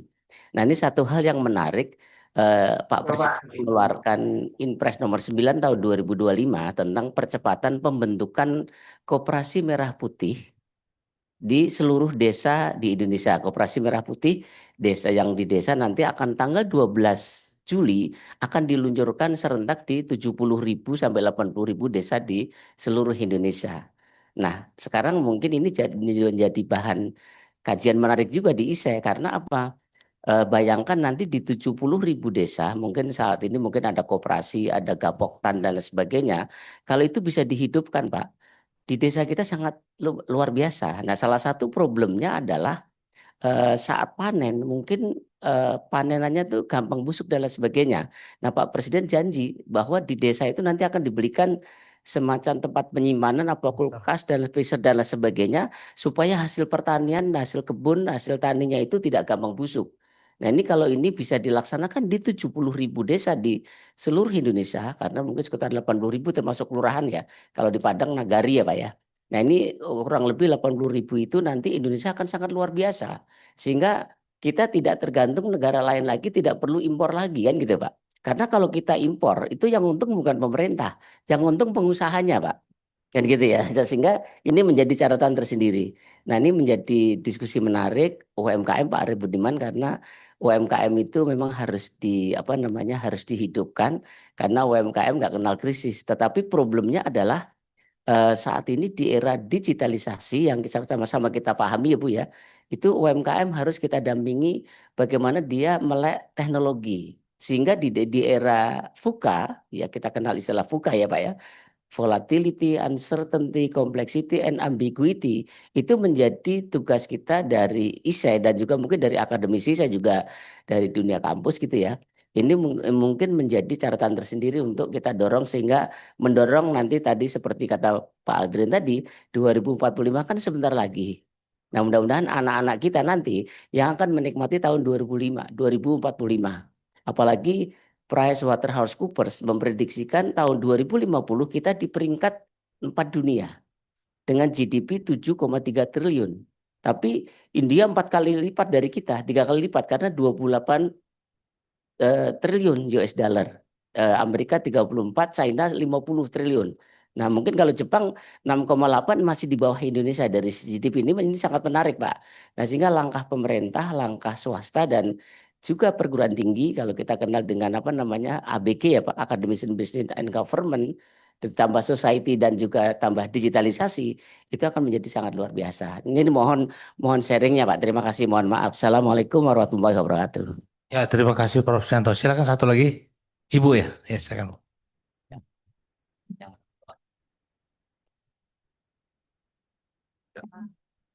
Bismillahirrahmanirrahim. Assalamualaikum warahmatullahi wabarakatuh.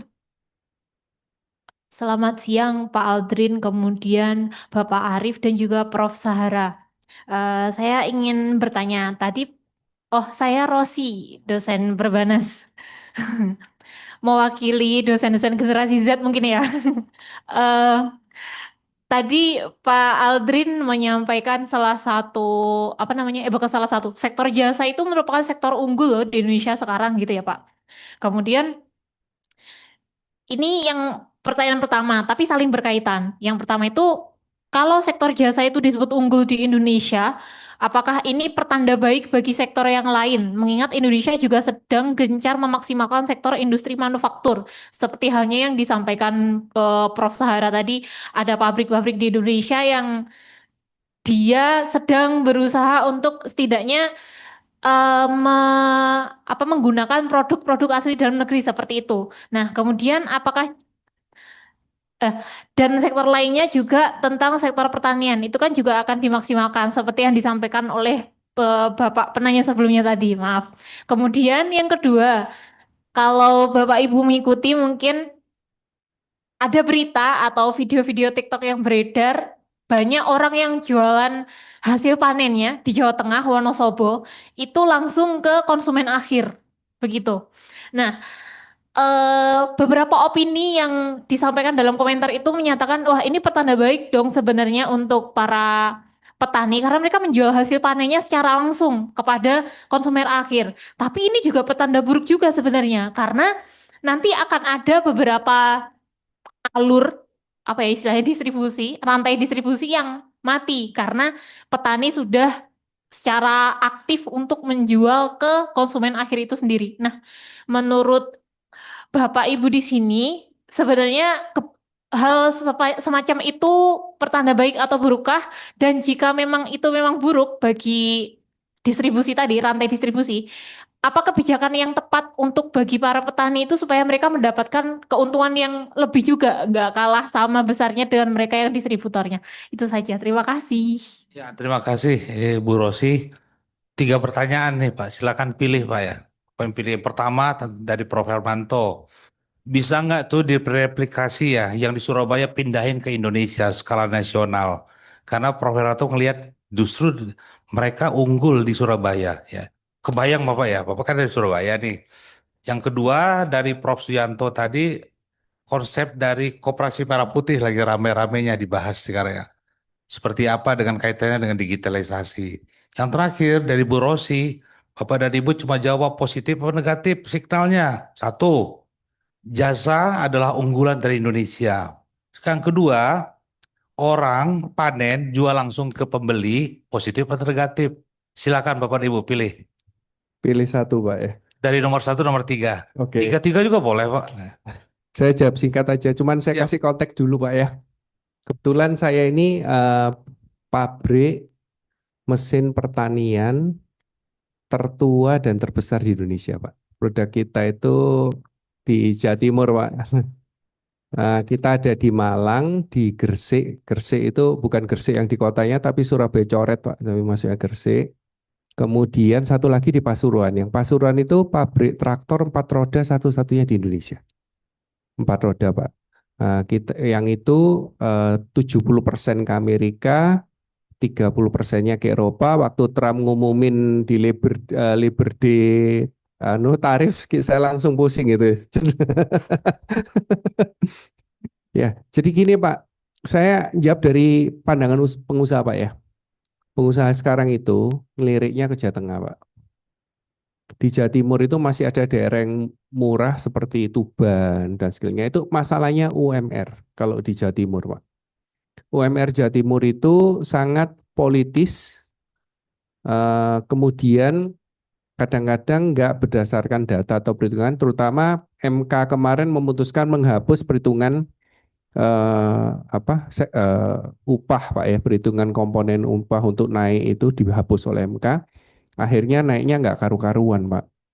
Nggak karu-karuan, Pak Prabowo menang langsung ngomongin 6,5 sebagai dasar, di lapangan sampai 12% Pak. Karena itu dihapus, sektoralnya nggak dikontrol. Lah yang aneh Pak, Jawa Timur Pak, sektor yang padat karya malah naiknya tinggi Pak. Jadi food processing itu ketambahan sektoral kalau nggak salah itu kemarin 6,5, ketambahan jadi totalnya 12% Pak. Jadi Indonesia jualan ikan ke luar negeri, ke Eropa, Amerika, keunggulannya ikannya segar, processingnya murah. Sekarang ikannya tetap segar, processingnya mahal, nggak bisa bersaing Pak. Jadi ini seringkali pemerintah melakukan sesuatu kajiannya nggak ada. Ya hanya sebaiknya bagus seperti ini gitu. Akhirnya beberapa processing ikan tutup. Ya. Terus tekanan dari pemerintah Pak, misalnya tahu-tahu ada tambahan tapera. Ya. Jadi doing business di Indonesia ini enggak murah. Banyak tahu-tahu ada aturan, misalnya ada untuk bangunan itu harus disertifikasi untuk diperpanjang itu Pak, OJS apa SLO atau apa namanya itu Pak, itu harus nambah biaya lagi Pak akhirnya. Jadi banyak kaget-kagetan seperti ini Pak. Nah ini yang menyebabkan, jadi yang hanya bisa kita kontrol sebagai pengusaha itu adalah UMR, kita relokasi gitu. Nah kalau pasarnya ekspor, gara-gara kemarin kebijakannya Trump, nah ini bakal mungkin ekspornya udah cross border bakalan Pak, maksudnya cari pindah pabriknya, gitu. Jadi ini yang saya lihat Jawa Timur memang kalau industri dari dulu terkenal Pak, karena itu port zaman dulu ya, port besar, memang industrinya ke sana, sehingga memang kalau lihat S&P 500 itu 2 perusahaan itu ada di Jawa Timur Pak. Jadi itu mau direplikasi di Jawa Barat sehingga Kerawang yang asalnya lumbung pangan itu akhirnya jadi industri kan seperti itu. Cuman akhirnya strateginya salah jadi UMR termahal akhirnya Pak. Akhirnya nggak jalan lagi. Jadi itu mesti hati-hati kebijakan ya. Nah kemudian saya mau cerita sama Mbak Rosi ya dosen. Kebetulan disertasi saya itu supply chain untuk beras. Jadi saya bisa jawab. Jadi ada standar di Indonesia itu namanya beras premium sama beras medium, Mbak. Ya, harganya dibedakan. Ya. Beras medium itu kalau pakai penggilingan yang gelandong, yang jalan di pinggir jalan itu nggak bisa mencapai standar beras medium. Ya, harus penggilingan padi yang agak sederhana, stationary biasanya. Kalau di BPS itu penggilingan padi kecil yang tenaga kerjanya di atas 20. Ya. Nah, karena apa? Setelah dikupas harus dipoles beberapa kali. Ya. Kalau udah ngomong premium ada alat namanya color sorter. Udah dipisahin warnanya. Sudah dipisahin beras kepalanya berapa persen. Nah, investasi color sorter ini udah ratusan juta, Mbak. Jadi kalau tadi petani bilang dia jualan langsung, saya yakin nggak mungkin ke beras premium, beras medium. Jadi jualnya ke tetangga. Jadi itu saya yakin nggak akan, itu signal yang istilahnya kalau di teorinya weak signal. Ya. Nah, satu lagi yang saya mau sampaikan, jualan beras itu harus punya izin. Ya kan? Enggak, itu salah satu komoditi itu heavily regulated lah kalau beras ya, dari hulu ke hilir gitu ya. Ada yang kemarin perusahaan e-book yang kena katanya berasnya beras subsidi. Enggak ada beras subsidi, yang ada pupuknya disubsidi, benihnya subsidi. Jadi semua beras seperti itu, gimana bilangnya kan? Nggak masuk akal, akhirnya kenakan pasal lain gara-gara label gitu. Nah, jadi memang kita selalu ngajari sama petani. Petani itu nggak mungkin bisa kaya karena rata-rata di Indonesia itu sepertiga hektar, berarti sekitar 3.300, rata-rata panen sekitar 5,7 nasional, jadi kira-kira 1 hektar itu dapatnya cuman 2 ton. Kalau 2 ton penerimaan bulog 5.500, berarti dia cuman dapat 11 juta. 11 juta waktunya 100 hari, berarti 1 bulannya cuman dapatnya 2 juta lebih ya, 2,7 kurang lebih ya. Ya 3 juta lah, 3 juta gitu, 3 juta lebih gitu. Dipotong biaya produksi. Jadi mau petani kaya nggak mungkin cukup untuk hidup. Kalau dia bisa jual, daripada jual gabah digiling, dijual tetangga harganya dapat lebih tinggi, semua industri melakukan. Kita soal nyaranin yang namanya pedagang Lombok, kamu jual sambal. Kalau jual Lombok ya harganya seperti itu. Gitu. Kalau pernah ke Surabaya, pasti tahu sambal burudi ya, harganya udah tahu berapa tuh. Kalau jual Lombok sekilo lebih sedikit. Gitu Pak, makasih. Ya, terima kasih, Dr. Cukup. Silakan Bu Prof. Sarah. Saya menambahkan saja ya, Pak ya. Saya kira tadi yang belum, ini pertanyaan Pak Srianto ya, mungkin yang belum. Iya, kalau yang lain saya kira sudah dijawab oleh Pak Arif ya. Terutama pertanyaan Pak Hermanto tadi ya, saya nggak berani jawab. Beliau guru saya, Pak. Dosen S1 saya jadi. Dan mentor saya sampai sekarang ya.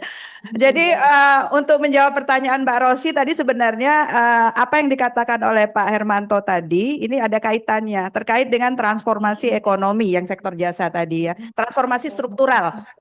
Kan mulai biasanya dari sektor pertanian ke sektor industri, lalu kemudian maju lagi ke sektor apa namanya jasa.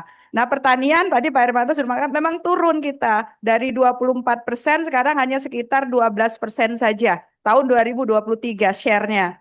Nah tapi harusnya itu diikuti dengan penurunan penyerapan tenaga kerja. Masalahnya penyerapan tenaga kerja masih tinggi 28%. Artinya apa?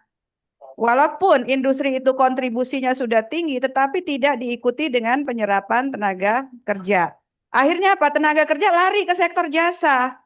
Tapi jasa informal, bukan yang fancy, yang informal, yang apa namanya, yang pedagang seperti itu, pedagang-pedagang kecil. Nah, kalau di Filipina, India, itu mereka biasanya larinya ke sektor formal, jasa yang formal, kayak penerjemah loh Pak. Kalau perusahaan asing misalnya punya apa, mereka jadi customer service, perusahaan multinasional itu. Karena mereka bisa apa namanya, bahasa Inggris. Nah, kalau kita kan masih, contohnya itu masih, ini itu yang saya sebut fancy tadi itu ya. Jasa keuangan juga kan, butuhnya juga yang skill tenaga kerjanya yang lebih apa namanya tinggi ya.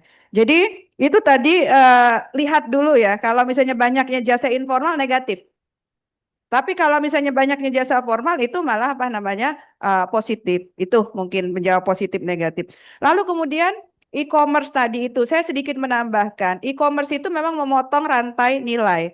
Dan kalau pertanian pengalaman saya itu belum banyak Mbak yang menjual lewat e-commerce karena tantangannya biaya angkut jelas. Beda loh ngirim 1 kilogram beras dengan ngirim satu pakaian, satu potong baju. Pasti biaya angkutnya lebih mahal yang beras. Lalu cold chain system kalau dia jual sayuran, ya kan harus segar dan sampai ke konsumen itu kan juga apa namanya susah. Nah maka apa namanya biasanya itu kalaupun ada sedikit dan niche market itu yang apa namanya yang memang orang butuh, biasanya orang kaya yang butuh. Nah yang saya temui itu beras organik Pak, beras organik kan nggak diatur harganya. Nah itu ada di Subang waktu itu saya ikut membina. Mereka menjual melewat ada lewat apa namanya Shopee dan sebagainya ya. Nah kemudian pertanyaan Pak Sri tadi itu terkait dengan koperasi merah putih ya Pak ya. Jadi saya mungkin bisa memberikan contoh seperti ini. Saya ingat profesor saya dulu pernah bilang koperasi yang berhasil itu dia bilang di Indonesia yang relatif berhasil satu koperasi simpan pinjam, dua koperasi susu yang relatif apa namanya eksis. Nah kebetulan saya aktif di koperasi susu ya, dan mereka memang perannya itu linking, menjembatani, bridging antara smallholder tadi dengan off-taker. Contohnya koperasi susu, mereka mengumpulkan apa namanya susu dari peternak-peternak kecil yang cuma punya 2 atau 3 sapi tadi, lalu kemudian dijual ke IPS, industri pengolahan apa namanya susu. Nah itu peran mereka. Lalu perannya juga input ya, mendatangkan input pakan dan sebagainya konsentrat, lalu didistribusikan kepada apa namanya anggota. Di samping tadi menjual ke apa namanya membantu dalam hal apa namanya penjualan. Dan teknologi memang penting di situ karena kadang-kadang ini memang terjadi ini IPS tadi butuhnya kualitasnya yang seperti ini. Lalu kemudian peternak merasa kami bisa loh sebenarnya kualitasnya yang seperti ini. Tetapi ternyata kadang-kadang itu tidak bisa. Maka peranan teknologi di situ menjadi sangat penting. Misalnya kualitas susu Pak, TPC total plate count itu kalau di atas 1 juta itu udah biasanya IPS nggak mau nerima. Ternyata setelah kami selidiki ada di mana? Ya ternyata adanya di milk collection point, titik pengumpulan susu, bukan di peternak. ya, di tempat pengumpulan susu. Lalu kemudian dibuatkanlah teknologi digital milk collection point. Itu difasilitasi juga oleh IPS dan koperasi tadi kepada para peternak. Jadi itu peran dari koperasi. Harapan kami tentu saja koperasi Desa Merah Putih itu bisa juga berperan seperti itu. How to link baik pasar output maupun pasar input antara yang smallholder tadi dengan off-taker. Mungkin itu, Pak. Ya, terima kasih. Cukup Pak, saya tambahan silakan. Izin Prof mau nambahin soal koperasi. Ini kalau dari riset yang dilakukan di Apindo nih kita pelajari, sebetulnya udah ada BUMDes ya, itu banyak sekali dan nggak ada sukses story-nya. Kenapa? Karena SDM-nya Pak, SDM-nya. Jadi memang KPI-nya saya rasa pemerintah itu salah mendirikan sekian banyak koperasi sama seperti BUMDes. Tapi nggak dipikirin bisnisnya ngapain, SDM-nya banyak. Jadi soalnya banyak peranan akademisi yang bisa berperan di sini sebenarnya. Di mana mencetak pengusaha-pengusaha daerah gitu ya. Saya kasih contoh aja ya. Ada di Brebes itu terkenal satu desa bikin telur asin gitu ya. BUMDesnya bikin telur asin juga. Malah menyaingi gitu. Jadi menurut saya kan harusnya dia yang bridging jual ke modern market ya. Karena dibayar 40 hari, dia bisa beli seperti itu atau nyediain bahan baku garam misalnya. Ini nggak dilakukan, Pak. Jadi ini saya lihat iya akhirnya yang jadi pengurusnya saudaranya lurah, akhirnya nggak jalan juga gitu. Nah, yang lain lagi adalah kalau saya lihat di Indonesia ini tidak susah sekali, bukan nggak bisa ya. Kalau di Cina itu one village, one product gitu. Ya, kalau di kita nggak bisa. Akhirnya economical of skill-nya itu susah. Ya, saya kasih contoh. Dulu kalau kita lihat, wah ada namanya kelompok tani gitu ya. Saya pikir kan sawahnya sekeliling gitu Pak ya. Ternyata enggak Pak. Satu kelompok tani itu bisa desa ini, desa sana mencolot-mencolot Pak. Jadi kalau sekarang udah pakai combine harvester mau panen itu susah. Karena sawahnya di sana harus ganti yang ini dulu gitu. Jadi ini banyak yang menurut saya yang masih perlu PR-nya. Yang paling penting menurut saya adalah cost of logistik di Indonesia terlalu mahal. Mau bisnis apapun Pak nggak bisa bersaing Pak. Ya, saya punya binaan dari Maumere, punya kopi yang Bajawa di sana, mau dikirim ke Jakarta. Lebih murah import dari Cina sampai ke Bajawa Pak. Padahal Cina jauh. Jadi masalah ini masalah yang walaupun saya perlu akui tol laut polisinya Pak Jokowi cukup bagus bisa memotong ya, tapi tetap aja Pak. Kalau Bapak lihat cara bongkar di pelabuhan di daerah Pak, aduh, dwelling time-nya Pak, aduh, ya luar biasa. Di Jakarta, di Surabaya, Semarang udah gede masih juga banyak. Jadi PR-nya masih banyak soalnya. Selain mendirikan gampang Pak, ya tapi untuk sustain-nya itu bagaimana? Indonesia sukanya yang pertama atau ngeklaim UNESCO heritage punya kita, habis itu laporannya nggak dibuat hilang juga gitu. Ya padahal biaya bikin itu mahal. Jadi ini aja sih mungkin yang perlu PR-nya masih. Ya terima kasih Dr. Arif. Cukup Pak Hermanto, Pak Suyanto, Mbak Desi. Baik kita masuk ke termin 2 ya, karena waktu tinggal sedikit nih. Kita minta yang Saya Pak, daring Pak ya. Adin, Pak Silakan. Adrin, Iya silakan Pak. saya langsung. Pak Suparjiman. Oh Pak Suparjiman ya. Oh berubah mukanya Pak. Silakan Pak. Baiklah, Assalamualaikum warahmatullahi wabarakatuh. Baik, ini saya kebetulan juga penelitian tentang UMKM pada saat itu pembimbingnya juga Pak Adlin salah satunya itulah. Pertama bahwa jumlah UKM yang ada di Indonesia itu kalau sesuai data dari Kementerian KUKM itu kelihatannya perlu ditinjau ulang ya. Kalau di jumlah itu kan ada 64 juta. Coba kebayangkan 64 juta jumlahnya. Bahkan kalau kita lihat penduduk Indonesia, anggaplah sekarang ini 280 juta, itu berarti 23% dari jumlah penduduk itu pengusaha. Tapi kenyataannya misalnya di Kecamatan Antapani saja, itu yang di mana di situ itu adalah pusat industri ataupun perumahan yang notabene itu banyak industrinya. Itu kalau 5 orang satu pengusaha itu kayaknya nggak ada, maka perlu ditinjau. Kemudian, nah, kenyataannya begitu, itu hanya tambahan saja. Kemudian, Pak, bagaimana cara kita itu menanamkan atau mencetak para mahasiswa, khususnya mahasiswa maupun generasi muda itu untuk menjadi atau berani menjadi pengusaha.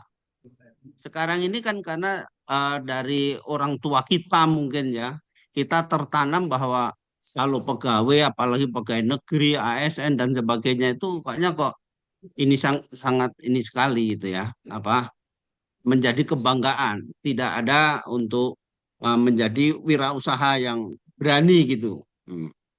Kemudian pertanyaan saya itu Pak, gini Pak, apakah untuk sesuai dengan apa yang disampaikan oleh Ibu Sahara tadi untuk meningkatkan nilai tambah tadi, bagaimana kalau UKM itu kriteria peningkatan UKM itu untuk naik kelas? Yang selama ini kan belum ada kriterianya.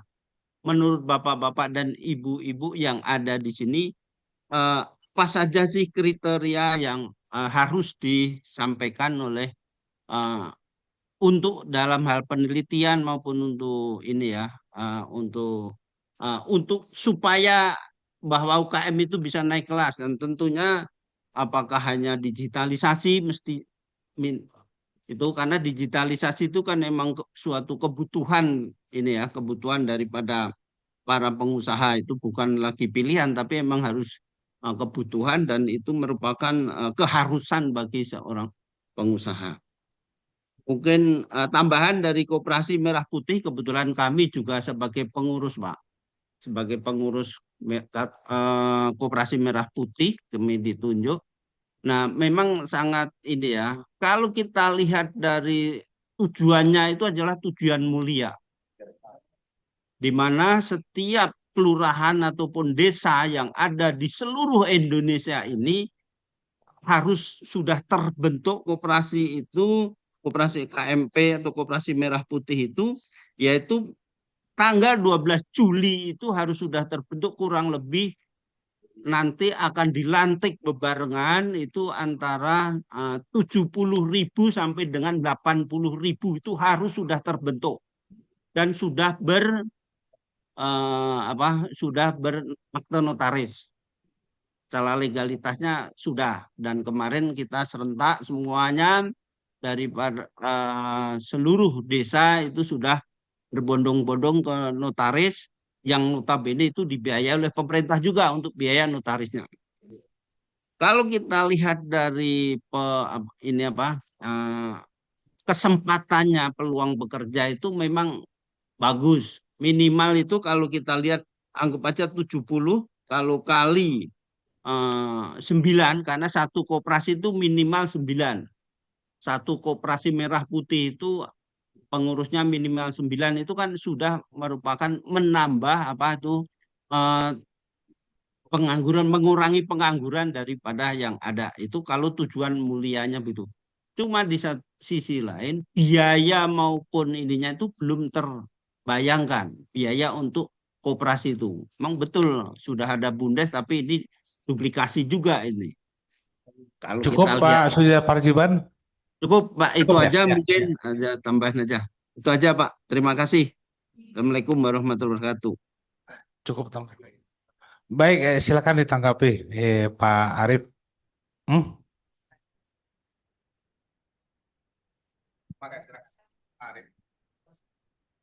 Oke Pak. Yang menarik itu saya pernah baca rasio usaha Indonesia. Tadi kalau dibilang 65 juta, penduduknya 27 juta Pak. Berarti kan hampir seperempat ya, hampir 25%. Kalau lihat di Australia itu tinggi sekali Pak. Di Australia itu jumlahnya persentasinya jauh di atas kita. Kemudian kalau kita lihat indeks entrepreneurship-nya juga sangat tinggi dibandingkan kita. Padahal kalau lihat Australia, Pak, nggak ono industrinya, Pak. Di sana itu punya perusahaan, kalau karyawan pabrik di atas 20 aja dianggap udah pabrik besar. Jadi, nah, pemerintah yang lakukan apa? Pemerintah itu sekarang ngarahkan semua bantuannya, semua izinnya untuk perusahaan yang berbadan usaha. Makanya waktu Omnibus Law itu dikeluarkan aturan yang namanya PT perseorangan, dipermudah. Ya, hanya nggak usah notaris, langsung daftar PT perseorangan bisa, hanya pakai OSS. Nah, itu tujuannya apa? Untuk nambah angka itu tadi. Jadi itu ada keperluan pemerintah. Sekarang mau ngurus halal, ditanyai badan hukumnya mana? Gitu. Mau ngurus BPOM, jangan harap, atau PRT, jangan harap saya sendiri, itu nggak bisa. Jadi sudah diarahkan semua harus punya terdaftar sebagai sektor yang bukan sektor yang tadi yang Ibu bilang bukan yang non formal. Jadi semua diarahkan ke sana supaya bisa ditata. Dan di periode lalu Kementerian KUKM Koperasi itu mau membuat nomor indeks, nomor kayak NIK-nya pengusaha, Pak. NIB. UMKM. Nah, itu kita dari Apindo ngusulkan jangan, Pak, pakai NIK-nya KTP aja, soalnya yang mikro-mikro itu habis jual siomay, jual sate, habis itu jual cuimi gitu, jadi susah nanti kalau mau dibina gitu atau izinnya. Jadi oke. Nah, yang lain, Pak, kebetulan kami di Apindo itu punya 6 level UMKM naik kelas. Dan itu berdasarkan dari risetnya UMKM Indonesia dari Universitas Indonesia, itu bisa dilihat di sana. Jadi yang paling bawah, 9 level, Pak. Jadi kayak kalau makan mie itu cabenya 9 gitu, paling pedes ya. Yang nomor 1 itu adalah menentukan model bisnis dan memulai pencatatan keuangan sederhana serta memisahkan keuangan pribadi dan usaha. Itu level 1. Ya. Nah, yang level 2 itu sudah masuk menerapkan digital, Pak. Ya. Dari mulai strategi mengenai branding, pemasaran, udah go digital, pencatatan keuangan ya. Level 3 itu mencari akses modal bagi usahanya dan menerapkan digitalisasi di tingkat apa, Pak? E-commerce, POS, e-money, jadi masuk dengan pembayaran. Yang keempat adalah melakukan operasional kerja yang terstandarisasi dengan penjaminan kualitas. Yang level 5, ini udah mulai pedes ini, memiliki izin operasional dan sertifikasi. Ini udah mulai ngomong badan hukum tadi, Pak ya. Jadi yang tadi kalau Cuimi punya QRIS itu masih belum gitu. Kalau ini udah punya badan usaha, udah level 5. Level 6 adalah memiliki legalitas badan usaha dan sudah memulai go global. Jadi nggak mikirkan pasar yang lokal, nanti standarnya udah mulai negeri. Terus 7 best practice and learning, itu mulai kunjungan, kolaborasi ke pabrik besar. Terus yang ke-8 mulai compliance, yang ke-9 itu konsolidasi bisnis. Jadi bisnis matching, masuk ke global supply chain. Jadi kita selalu membedakan ke situ semua, Pak. Semoga ini standarnya bisa dipakai sama-sama. Jadi kalau kita ngomong itu enak gitu. Makasih. Ya, terima kasih. Ada tambahan sedikit mungkin Ibu? Iya, sedikit saya ingin menambahkan yang untuk meningkatkan nilai tambah ya, indikator apa yang digunakan. Jadi Bapak Ibu sekalian, saya pernah membantu BI ITAPS juga ya. BI itu sebenarnya sudah punya, sekarang itu dulu namanya UMKM ya, yang sekarang itu jadi DEI itu loh, Departemen yang Ekonomi Hijau, ya, yang DEIH ya di BI itu. sebenarnya di situ sudah ada indikator untuk menilai UMKM. Satu untuk yang klaster pangan, Pak. Yang kedua untuk UMKM ekspor. Lalu yang ketiga itu untuk UMKM hijau. Nah, di situ kami membantu indikatornya itu mulai dari yang produksi, kewirausahaan, kelembagaan, adopsi teknologi, pemasaran, lalu kemudian sumber input dan sebagainya. Dan gampang sekali diterapkan karena itu Likert skill. Lalu kemudian hanya lewat Excel saja sebenarnya mereka sudah bisa self assessment sendiri UMKM tersebut. Lalu nanti setelah ngisi misalnya satu itu apa, kriterianya 2 sampai 5 untuk masing-masing indikator tadi. Lalu kemudian di akhir itu nanti keluar dia ada di level mana UMKM tersebut. Nah, harapan kita tentu saja mudah-mudahan diseminasi sudah didiseminasikan sebenarnya, tapi mungkin bisa lebih diperluas lagi sehingga yang bisa menggunakan itu tidak hanya UMKM binaan BI saja, tetapi UMKM binaan lembaga-lembaga lainnya ya. Gampang sekali diterapkannya. Mungkin itu tambahannya. Ya, terima kasih. Baik, kita beri aplaus untuk kedua narasumber. Karena waktu juga sudah mepet, itu panitia udah melototin saya dari jauh ya. Mudah-mudahan pesan kita bahwa ke depan ini kan 3 bulan waktunya untuk Bapak-Bapak dan Ibu Kepala Cabang IC seluruh Indonesia. Please, ya Pak, Bapak, Ibu, share ke teman-teman universitas supaya banyak yang ikut. Lebih banyak yang ikut, lebih bagus. Dan keunikannya dari daerah itu ada local wisdom yang nasional pun kadang belum terpotret ya. Demikian mungkin saya sampaikan. Terima kasih untuk Bapak dan Ibu sekalian. Kita kembalikan ke Ibu MC. Assalamualaikum warahmatullahi wabarakatuh.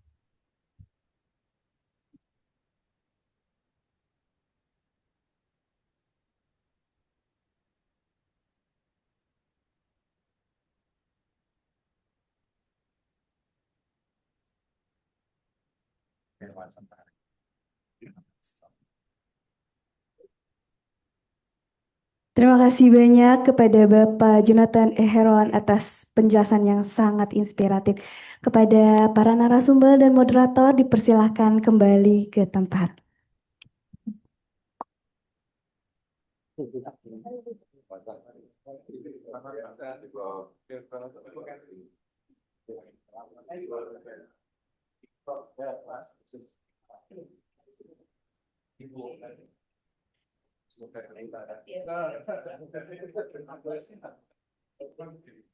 Terima kasih.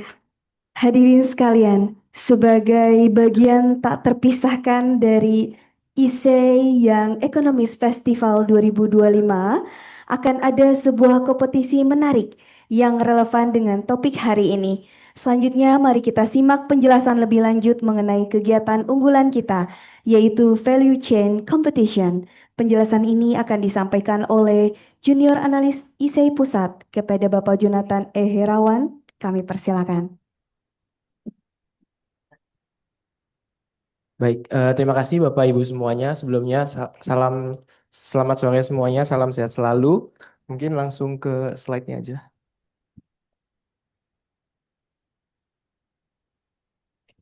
Baik, boleh next slide. Baik, Bapak Ibu, bagian dari ISEI yang Economist Festival adalah mengenai value chain competition. Jadi dasar dari pemikiran yang Economist Festival adalah yang pertama, peran strategis ISEI dalam mencetak ekonom muda. Yang kedua, ISEI menjadi jembatan antara teori akademik dan praktisi di dunia industri. Dan yang ketiga, untuk mendukung prioritas pembangunan dalam RPJMN tahun 2025 sampai dengan tahun 2029.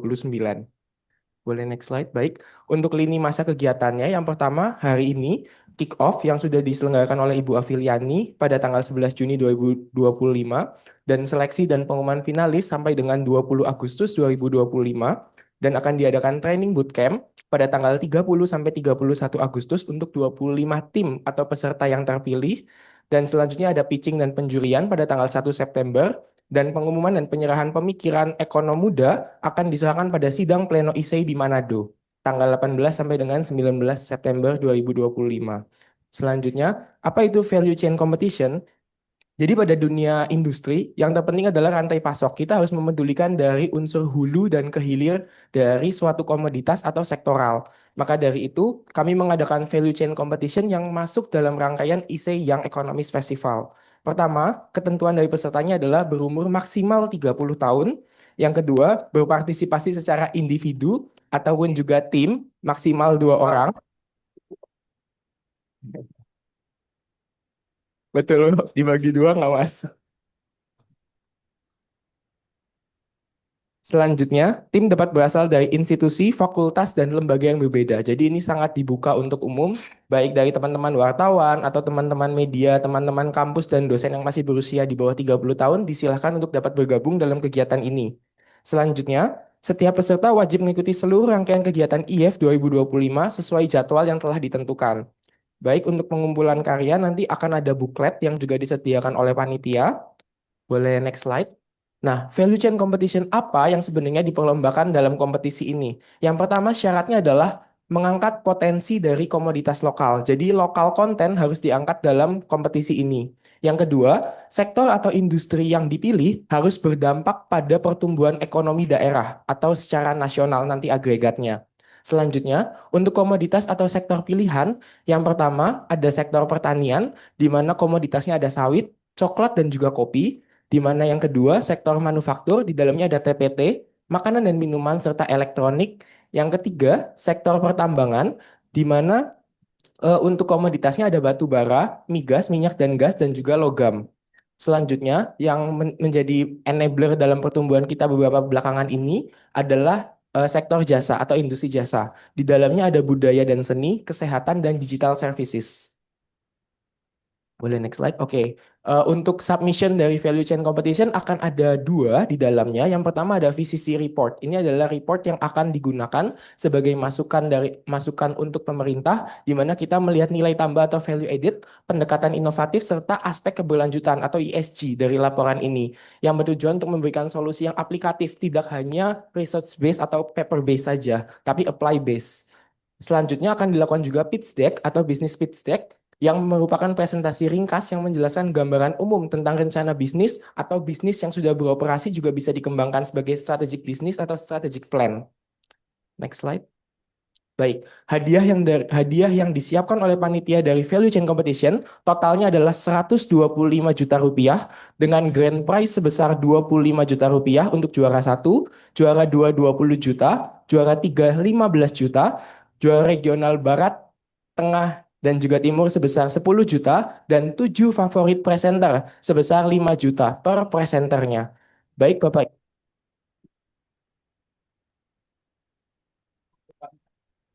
Untuk Bapak Ibu Komisariat IC cabang dan juga IC cabang dan juga 50 dekan ataupun juga fakultas dan juga kaprodi yang hadir di dalam acara ini juga bisa melakukan pendampingan secara langsung kepada mahasiswa ataupun juga dosen-dosen muda yang dapat bergabung dalam value chain competition ini. Jadi boleh melakukan pendampingan agar hadiahnya bisa datang ke kampus Bapak Ibu begitu. Baik, boleh next slide. Oke, untuk detail lebih lanjutnya, link pendaftaran ada di Linktree, bisa di-scan atau bisa di-screenshot juga, dan juga untuk link bukletnya juga ada di dalam slide dan juga ada di dalam barcode. Silakan dapat di-screenshot dan juga di-scan untuk ketentuan lebih lanjut. Sekian dan terima kasih. Oke. Terima kasih banyak Mas Jo atas penjelasan yang komprehensif. Untuk sesi pertanyaan, dipersilakan mungkin dari virtual atau langsung yang ada di sini, silakan mengajukan pertanyaan. Yang dari sini apakah ada pertanyaan? Sudah cukup jelas. Untuk yang di virtual apakah ada pertanyaan? Silakan mengangkat tangan atau mungkin langsung raise hand. Ada? Sepertinya sudah cukup jelas ya penjelasan dari Mas Jo. Oke, terima kasih banyak. Mudah-mudahan semuanya bisa turut berpartisipasi untuk meramaikan ISEI Young Economist Festival 2025. Baik, hadirin yang kami muliakan, untuk selanjutnya marilah kita bersama-sama mendengarkan closing statement. Kali ini akan disampaikan oleh Profesor Hermanto Siregar selaku Ketua Bidang 5 Pengurus Pusat ISEI. Kepada Profesor Hermanto Siregar, kami persilakan.